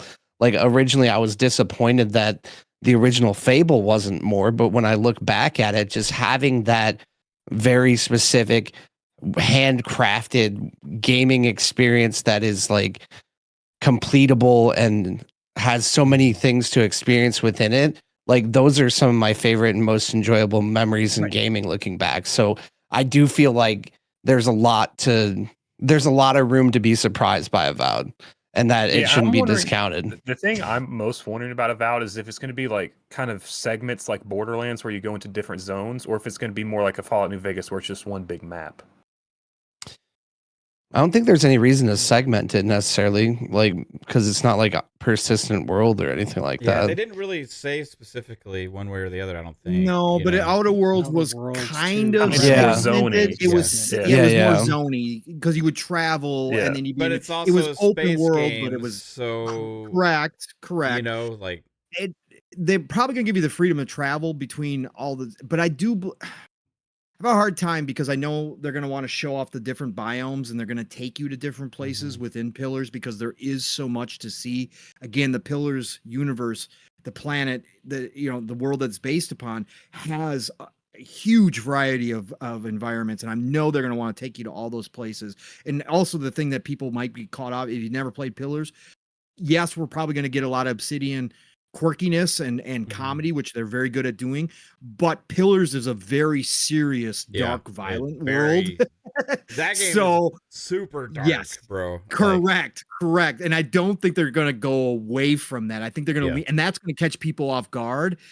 Because they're gonna fit in their comedy, they're gonna fit in their quirkiness, but it's still at its core gonna be Pillars, and that is a deep, dark, nasty world to be in, and I think they're going to show that off too. So yeah, it'll be interesting to see how they pull it off, but I definitely think it could be that semi-open worldness that Outer Worlds has just on one landmass. I'm completely okay with that because like so am I.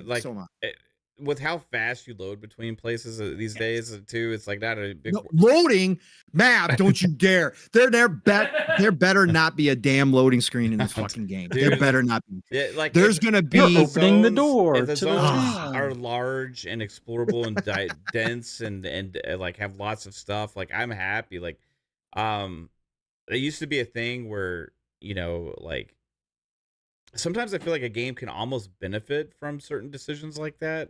Like it just depends, like I would like, obviously if it's huge open world and, like a massive Skyrim-esque like game, you know what I mean? But like, if it's more in the line of what they did with Outer Worlds, I still feel like that was a massive game. Like it's a big ass game, like you're on mute, Pong. I know. I said no. You're right. It was a big game, and the areas were large, and there was tons to find, explorable. There was a lot going on within those spaces, right? So yeah, no, I'm down for like it. Just 5 times as big better as not be any a fucking like, loading screen as any PlayStation game. You know what I mean? Like with the length, and so it's just like so much to do and so much kind of open ended, and like that's what I'm kind of expecting for this. Like I'm expecting this game to I'm gonna go in with my character and I'm going to do what I want to do and kind of explore the world and uncover the story and the lore and go on different adventures and stuff. And like, and my favorite setting is this fantasy setting, bro. And I love the colors. I love the colorful stuff, but because like some of these dungeons they had in that trailer, that's what I was rewatching, because like they took the color aspects into some of the dungeons and stuff, like with different vibes and different feels. And so a lot of games, and I'll say this even about some of the Bethesda games, like a lot of games for me have this tone, like overall tone and like aesthetic, and it just Starfield definitely does. Yeah, and it completely they've added some pop, but there's still that overall general tone that a lot of people didn't find appealing. And they wanted bright. It's an artistic direction that's purposeful with games, and they do it in movies too. It's sometimes like the new Batman movie just has an orange filter all over it, right? Why is everything so fucking orange all the time? I don't know, but it is, right? Matrix green, right? Just like that greenish hue over blue everything. filter was huge in the 90s and blue filter was everything because it made things crisper, but you could tell that they shot it that way with the filter. And then you had the brown filter of the 360, like the brown and grays. Oh, the Fallout games, that was the only thing the engines could always do. have that dirty grungy, and that's part of the aesthetic. But like, so I find it refreshing when there's something that has this is also artistic direction with this, like, but it offers so much more variety with the colors and stuff, with so much vibrancy that like I actually enjoy it, because you can go into a dungeon and be like, wow, this is like looks crazy and completely different than some other place I was in that had a different colors and feel to it, so like I know it's a little bit of a nerdy thing to get into, but I really appreciate what I saw with that and just the ultra clean look of it. Like it's just a little different than we're used to getting in games like this, and I appreciate that, because it's not the same thing. I don't want to always play the same looking, feeling thing. I want something that's a little different than what I'm playing. Like I appreciate Starfield for what it is. And do I want to go play something that's like almost plays exactly like and feels like and everything that? No, I want to play something else that's a little bit more different when I play it, so that's what I'm most looking forward to. I can't wait, and I do agree like with you guys. I think Avowed does have the biggest chance to steal the show. I mean, Indiana Jones is Indiana Jones, but like as far as like people's expectation going in, there's a lot of talk right now about Hellblade 2. A lot of talk about Indiana Jones. Don't see hardly anybody out there talking like, oh, we're so excited to see Avowed, But like Avowed, they really people could come away being like, oh shit. And that's not very far away. And oh my God, it looked amazing. And that's what I hope happens with this game. I think they're going to kill it with the entire show, but it like you said, there isn't as much attention or focus on it just yet, but I have a feeling they'll probably change after the show, just for the fact that even if it winds up being later in the year, after the second half or the tail end of the first half or whatever the case is, it's still going to be a game that we got to see from the time of the acquisition, that studio grow and spit out, a couple of games that actually, met the demand and what players were asking for. And this one's going to do the same, if not better. So it'll be cool to see if anything has changed. The one thing I do hope, everything as far as I have to look at the trailer again at some point, but the whole difference between the first trailer and the second trailer, as long as they have that hand magic and the elements or whatever that you're throwing at these enemies, that's the key thing. Yeah. As long as you have that, That was in the you trailer. can He still did have a this pistol. big orange thing and raw, like he did it. So Yeah. it was kind of slow No, though. I was like watching it. I was like, man, that's gonna take a long ass time to cast that spell. Whatever that was, it was like 10 seconds of moving your hands around and shit. Maybe he's like Maybe charging that's up. the Maybe you lower can do like level. a quick Yeah. blast or something. Probably. It was like it seems like a charged up like big fireball bomb thing that he launched. Yeah. Yeah, I love shit like that though, man. It's like we don't get games like that anymore. Mm. Like, when's the last one we got that was really had that from first party? Like from like What, spells or just like, no, like that style? that style, like Skyrim, really is I mean, kind of Fallout 4. we casting. I mean, not- we casting. You mean spells like and shit, a- Fallout, like Like you a- said style, so like You mean open like a world, fantasy RPG? yeah, fantasy RPG where you cast spells and stuff first person. Like the last one I can think of is Skyrim. Really, like Ghostwire.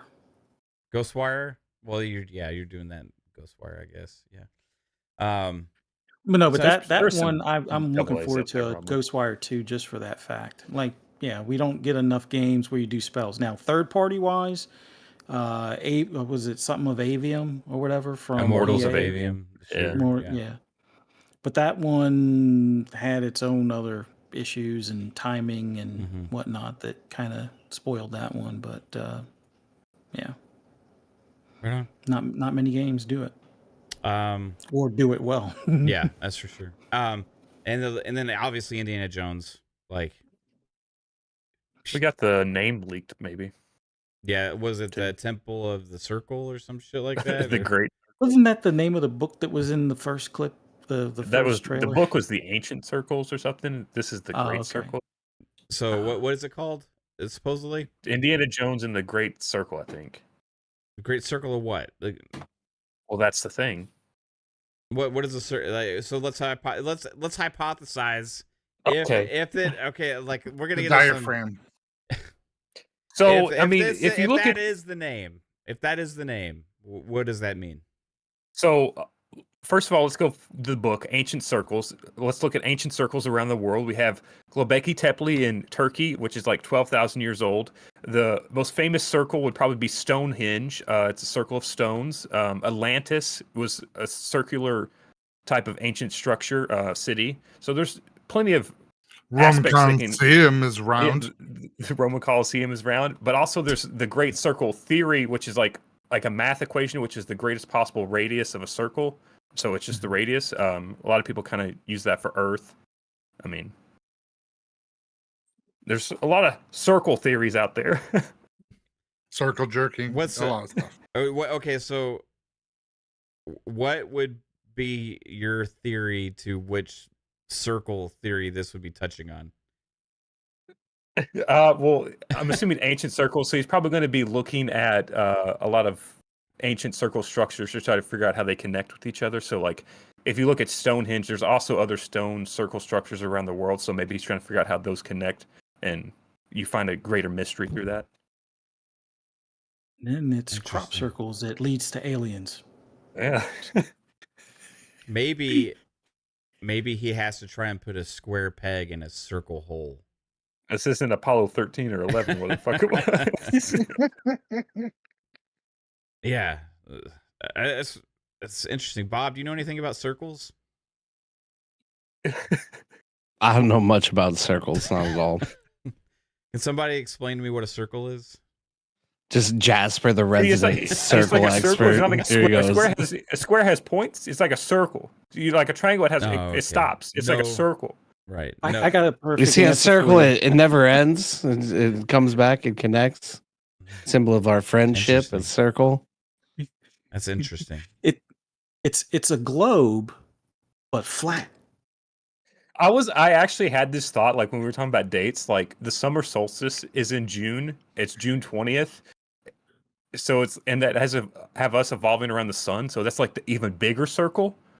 So if the release date's June 20th, big brain here. What if the Great Circle is the sun?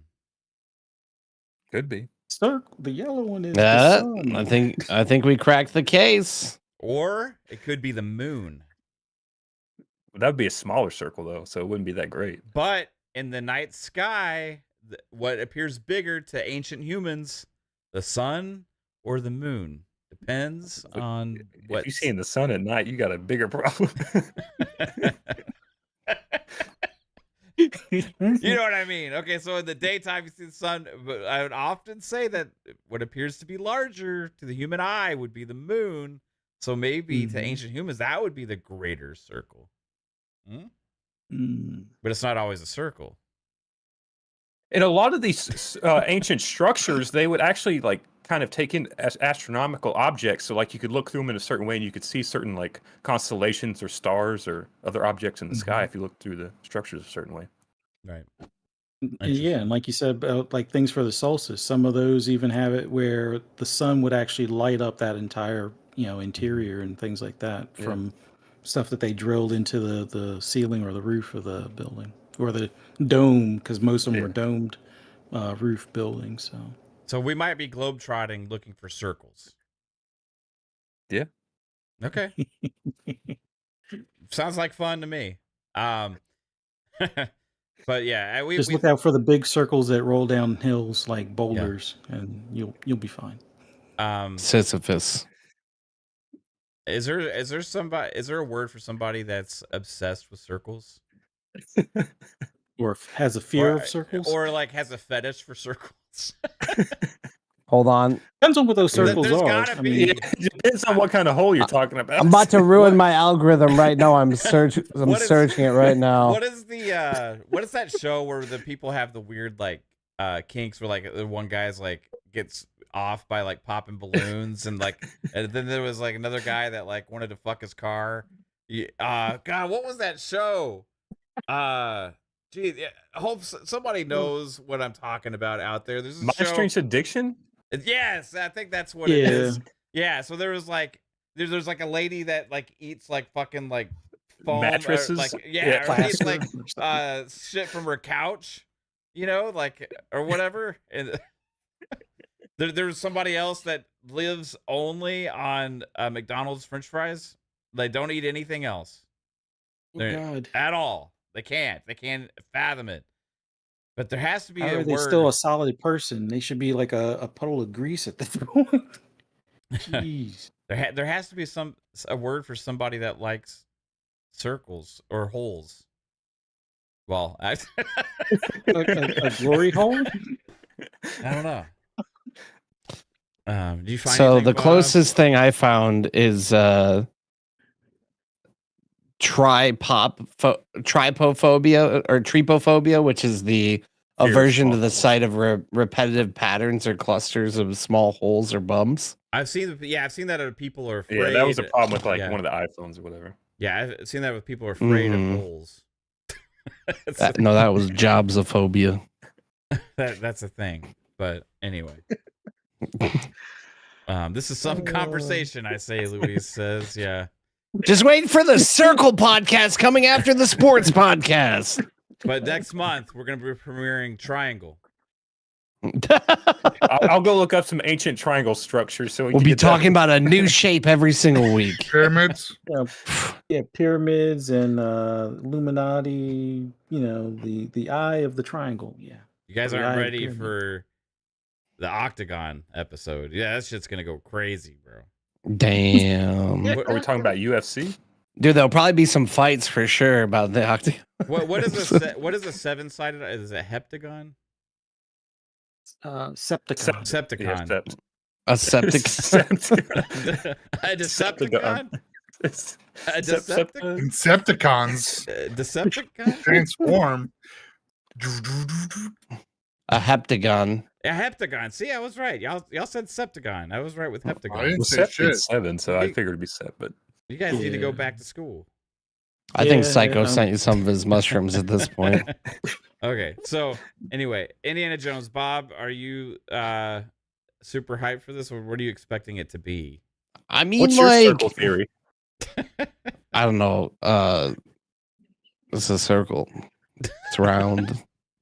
I don't know. Like Indiana Jones, I think it could be cool. I don't know if it'll necessarily be for me per se, because I mean, I feel like it's gonna be in like depending on what it actually is, because we don't know what the gameplay is, but it seems like it's gonna be some kind of like either Uncharted or like Tomb Raider-esque like type of game, basically, is all I could really think it would be.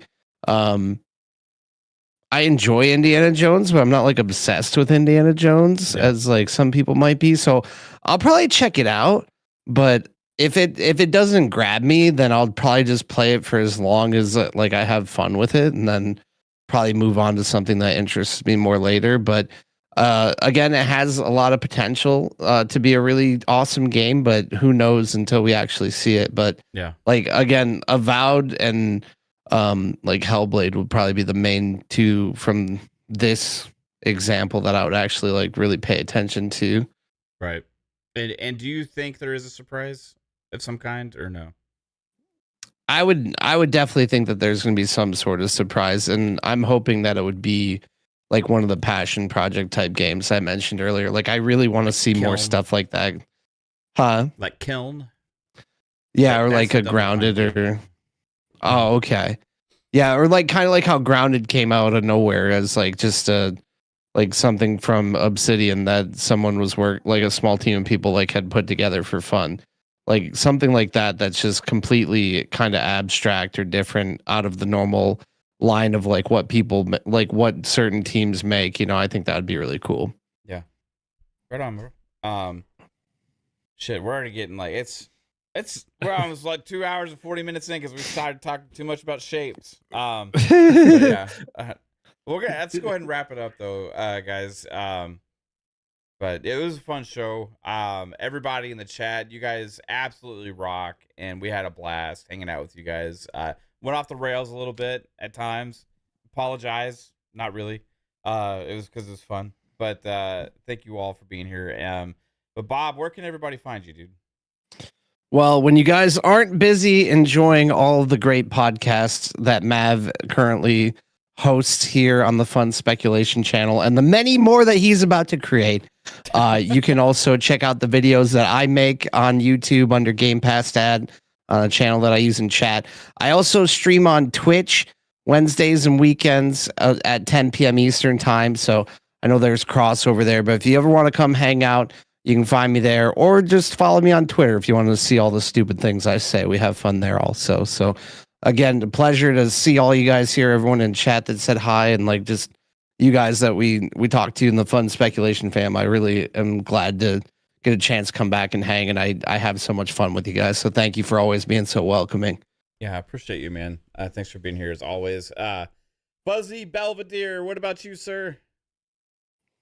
Just hey, as always, thank you for having me on as well. Always fun being here with you guys. Welcome back, Game Pass Dad. Always a pleasure having you on here. Love you, So, buddy.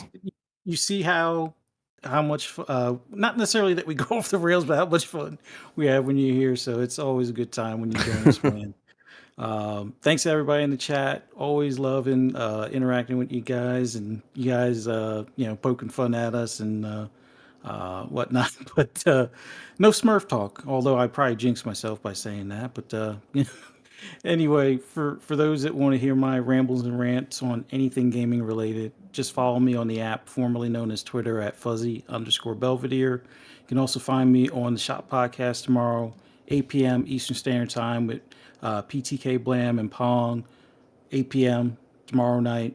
Be there. And then on Monday, it'll be Xbox Lunch Break Special, 12 noon, on Double Barrel Gaming with Mr. Boomstick, Web Dave, and Silent Cypher, as well as we have Crispy Bomb at times. And then later that evening for FSP right here on the Fun Speculation Network. Look forward to seeing you guys there, 10 p.m. on Monday evening. Be there. That's it. Right on, man. Appreciate you, Fuzz. Jasper, what about you, sir? Instead of studying ancient circles structures, you can check me out at Twitter. Jasper, little messages for YouTube, all that fun stuff.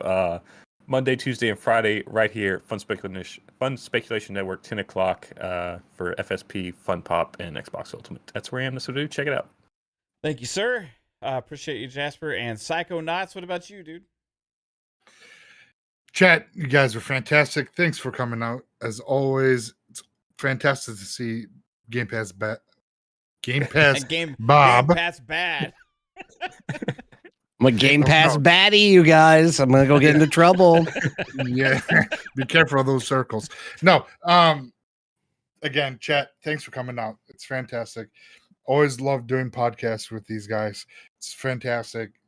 The support you guys come out to every show, love it.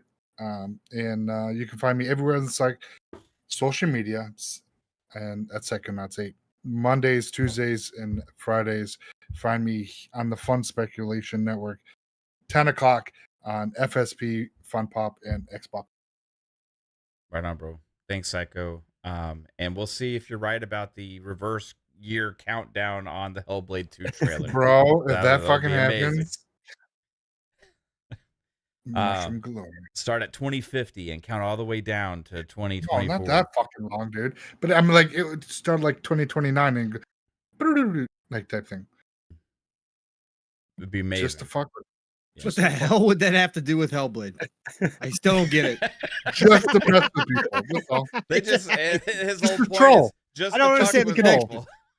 Oh, Just a troll. He That's just- it. yeah. Just he because just Ninja wants Theory is people known to- for trolling people. Uh, That's he just wants people to be temporarily pissed off at the Xbox Developer Direct. yeah, right. you get upset of rumors that never gonna happen. You know, let's get mad. Got it. Yeah. Or what if they really fuck with people and say coming to PlayStation 2024 Yeah. And then they Xbox. erase it off And and then- replace it with an Xbox. And then the PlayStation logo fades away, No. right? And When do they say Shadow dropping today on the Switch? yeah, Coming to Xbox to be PlayStation in 2028. right. Xbox to be announced. Yeah. What if they say it's only on Game Pass? You can't even buy it. That would make so many people happy. We're Only taking PC away your Game choice. Pass. PC Game Pass. We're pushing everybody to PC. That's right. Now that Microsoft has become the #1 most valuable publicly traded company, we make the rules. We're going to tell you how you're going to play, and you're going to like it, okay, brother? We're having Yeah. trouble getting people to adopt the cloud, so Hellblade 2 will It's only only Samsung be TV. available in the cloud. Stream. Only Yeah, stream. the cloud's going to adopt you, buddy. Only on your Samsung TVs. Or your Samsung phones. That's Yeah. it. Bend over. It's happening. Yeah. Let's go.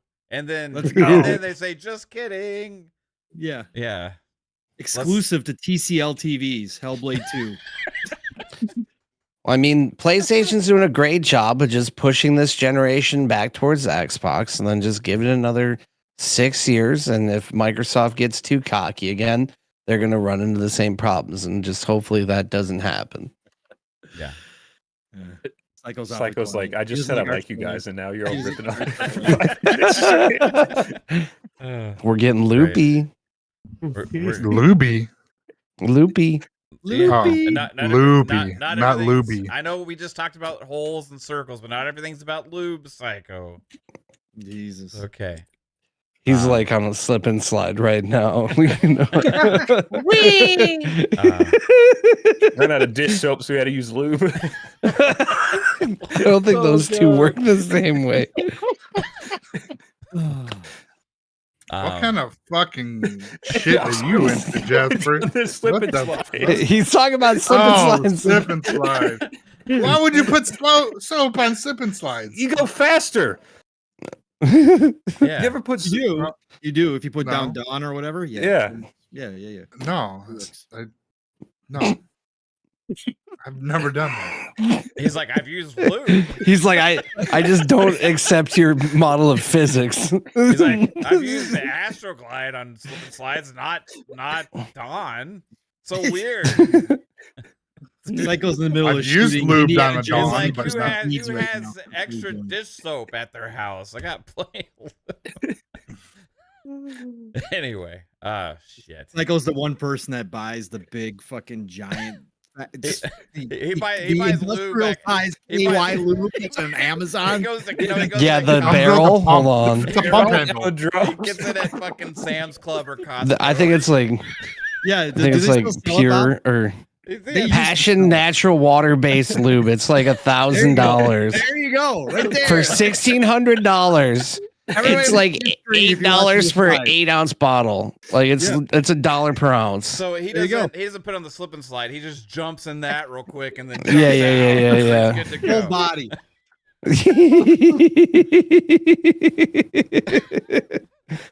I Stop do. They giving sold away my something like trade that. secrets. Start sliding in Florida, winds up I think in, it's actually- New Jersey. I think it's come down in price. Yeah, it's 24 cents per fluid ounce there if you buy it by the barrel. That's a hell of a deal. Hell of a deal. Like Couch did a YouTube video of that where they fill like a hot tub or some shit with it. Oh, If oh look, only- it even comes with a Busy pump. weekend. Oh, you get a pump for free, or you got to buy that separate? Comes with it. Oh, you get the pump included. Yeah. If only Yeah. we could use that to Do you power get our Amazon cars. installation with that, or do you have to pay extra? I mean, it gets delivered to you. I think that's Can you enough. imagine the Amazon guy bringing that up to your fucking door? Here's your keg of A lube. barrel of- Where do you want this? Yeah, it's only 7,040 fluid ounces. Jesus, that's like Put 6 it in months the face. for Psycho. What do they do with that? Who uses that much lube? I don't understand what the purpose of having that It's much. for a porn movie Yes, set. porn movie sets, of course. Yes. Let's check the reviews. Let's see what the reviews say. Oh Like, my how, I God. mean, even then, like, how long would it take to go through that shit? Like, you're talking like Delilah, you've been here One of enough. those You know we go trains, left all the damn time. This If is it's normal. Blazers, Like- it's I only want pretty to. I only want to see reviews from the people that bought barrels. Like, there's a lot of people that are just half-assing it with like the 32-ounce bottle. You know. Wouldn't there be like some actresses that would have a problem with using like 3-year-old barrel lube like at the set? Like, I don't Is it understand illegal No, to buy they- that, they- rebottle it They, and sell they it? usually film like 3 sets in like a To couple be- Would hours. anyone buy your bottle You of lube, sound though? like you know a lot about this, Fuzzy. I'm telling myself, baby. That's what's in his other closet. Yeah. He's got a closet. Oh, you full of guys- lipstick, closet full of barrel. I think it's important that we know it is proudly made in the USA. Just in case you guys are wondering whether or not this was patriotic lubricant. Wow. Oh my God. Made in the USA. Hell, I'll buy it. Made in the USA. I'll buy it. Caitlin, I Support America. just bought a $2,000 PC, but I bought a $2,000 barrel. No, I mean honestly, it could be a come up if you're like really good at flipping that Oh, shit. You know. Pause. Pause. It could definitely be a come up. All right. Pun a intended. lifetime supply. Pong Soul. Did we already talk Indiana Jones? Obviously. Yeah, Jesus. you were Yeah. gone. Yeah. We're Well, getting went down out a of here. rabbit hole. We talked more about Ara than we did fucking Indiana Jones. We talked more about circles than we talked about Well, Jones. I You guys realized did? Okay. It was almost Okay. we're almost been live for 3 Yeah. hours. So besides living down the street from the biggest lube factory in America, where else can people find you? Oh, everybody, what a great show. We did go left early. We end the show left. Why not? That's the way we do it around here. No, this was an awesome show. Good to talk to Direct. I can't wait. Next week is going to be fun for episode 100 p.m. to p.m. And I'm going to be taking a long bathroom break at work to watch the Direct and watch you guys. So it's going to be a fun co-stream. Everybody be here for that next week. But great show. Chat, you guys were amazing. Putting up with all of our nonsense, as always. Appreciate every single one of you for coming out and supporting us. Love and respect to all of you for doing that and all the shows that you come out to. Love seeing y'all. So thank you for that. I hope y'all had a great Friday night with us or Saturday, whatever it is right now for y'all. But tomorrow morning, it starts. 10 a.m. Eastern, 9 o'clock Central Time. Live in split screen. You got to be there because myself, my brother from another steel, Rainï, will be going live, raw, and uncut as always Saturday morning. We stopped saying 3+ hours for 2024. That's right. It's 4+ hours. So let's just be real here. 4+ hours. Get ready. Get there early. Grab your seats. Buckle up, as my post said. Be there for that. We're going to have a lot of big talks, a lot of big opinions, because I know Steele's got some stuff that he wants to get into. I've seen some crazy clips from the community again, man. It just never fails. So, we're going to be on that. We're going to talk about all this other stuff going on. Obviously, the direct will be a conversation as well, but living split screen tomorrow morning. And then tomorrow night, it's the Shop Podcast, PTK Blam. This other man right here with me, Fuzzy, and myself. Do we have guests tomorrow night, Fuzzy? Has he announced anything or no? No, I don't think so. Yet. I don't think so. But normally we have guests, but even if it's just three amigos, we're going to have a great time. It's the best way to end your Saturday night. So be there for that. 9 a.m. Eastern. Wait, nope. 8 p.m. Eastern, 7 o'clock Central Time. Tomorrow, the Shop Podcast. Be there. And then next week, it starts all over again. Back in full swing. Slate of shows. And it starts Tuesdays. Even though I'm not there, Xbox Factor Podcast, Double Barrel Gaming, Mr. Boomstick, the man, and my brother from another Steel is on the panel now for Xbox Factor. So be there every Tuesday, 12 p.m. Eastern, 11 o'clock Central Time. And then PM in the PM, episode 100 next Thursday night on top of the direct. Mav and I are going to have a freaking great time. I'll be coming in fresh from work, not having talked about the show at all. Mav already spent 5 hours talking about the show, but we're going to get down to it. We're going to talk all the good stuff we saw there. Hopefully a lot of Indiana Jones and a lot of Avowed talk for sure. Next Thursday night. So be there for that, 7 p.m. Eastern, 6 o'clock Central Time, right here. Otherwise, everybody, it's the golden age of gaming. Please have a fantastic weekend. Enjoy yourselves. Get out there. Play what you love. Love what you play. And I'm going to talk to you all real soon. Mav, get us out of here, brother. Will do. Everyone, have a great night. Peace out. And we'll see you soon. Next show will be Monday's FSP. So then, man, a lot of stuff to look forward to. Maybe there'll be some news on Monday as well. Who knows? With the time, yeah, there could be a lot of stuff. So have a good one, everybody. Peace out. Enjoy looking on Amazon at huge bags of lube. Peace. Look up peace, circles. And Fun Holes podcast is coming out soon. Wow. Yeah. Fun holes. Fun holes. Yeah. Find out which one's the fun hole. Peace.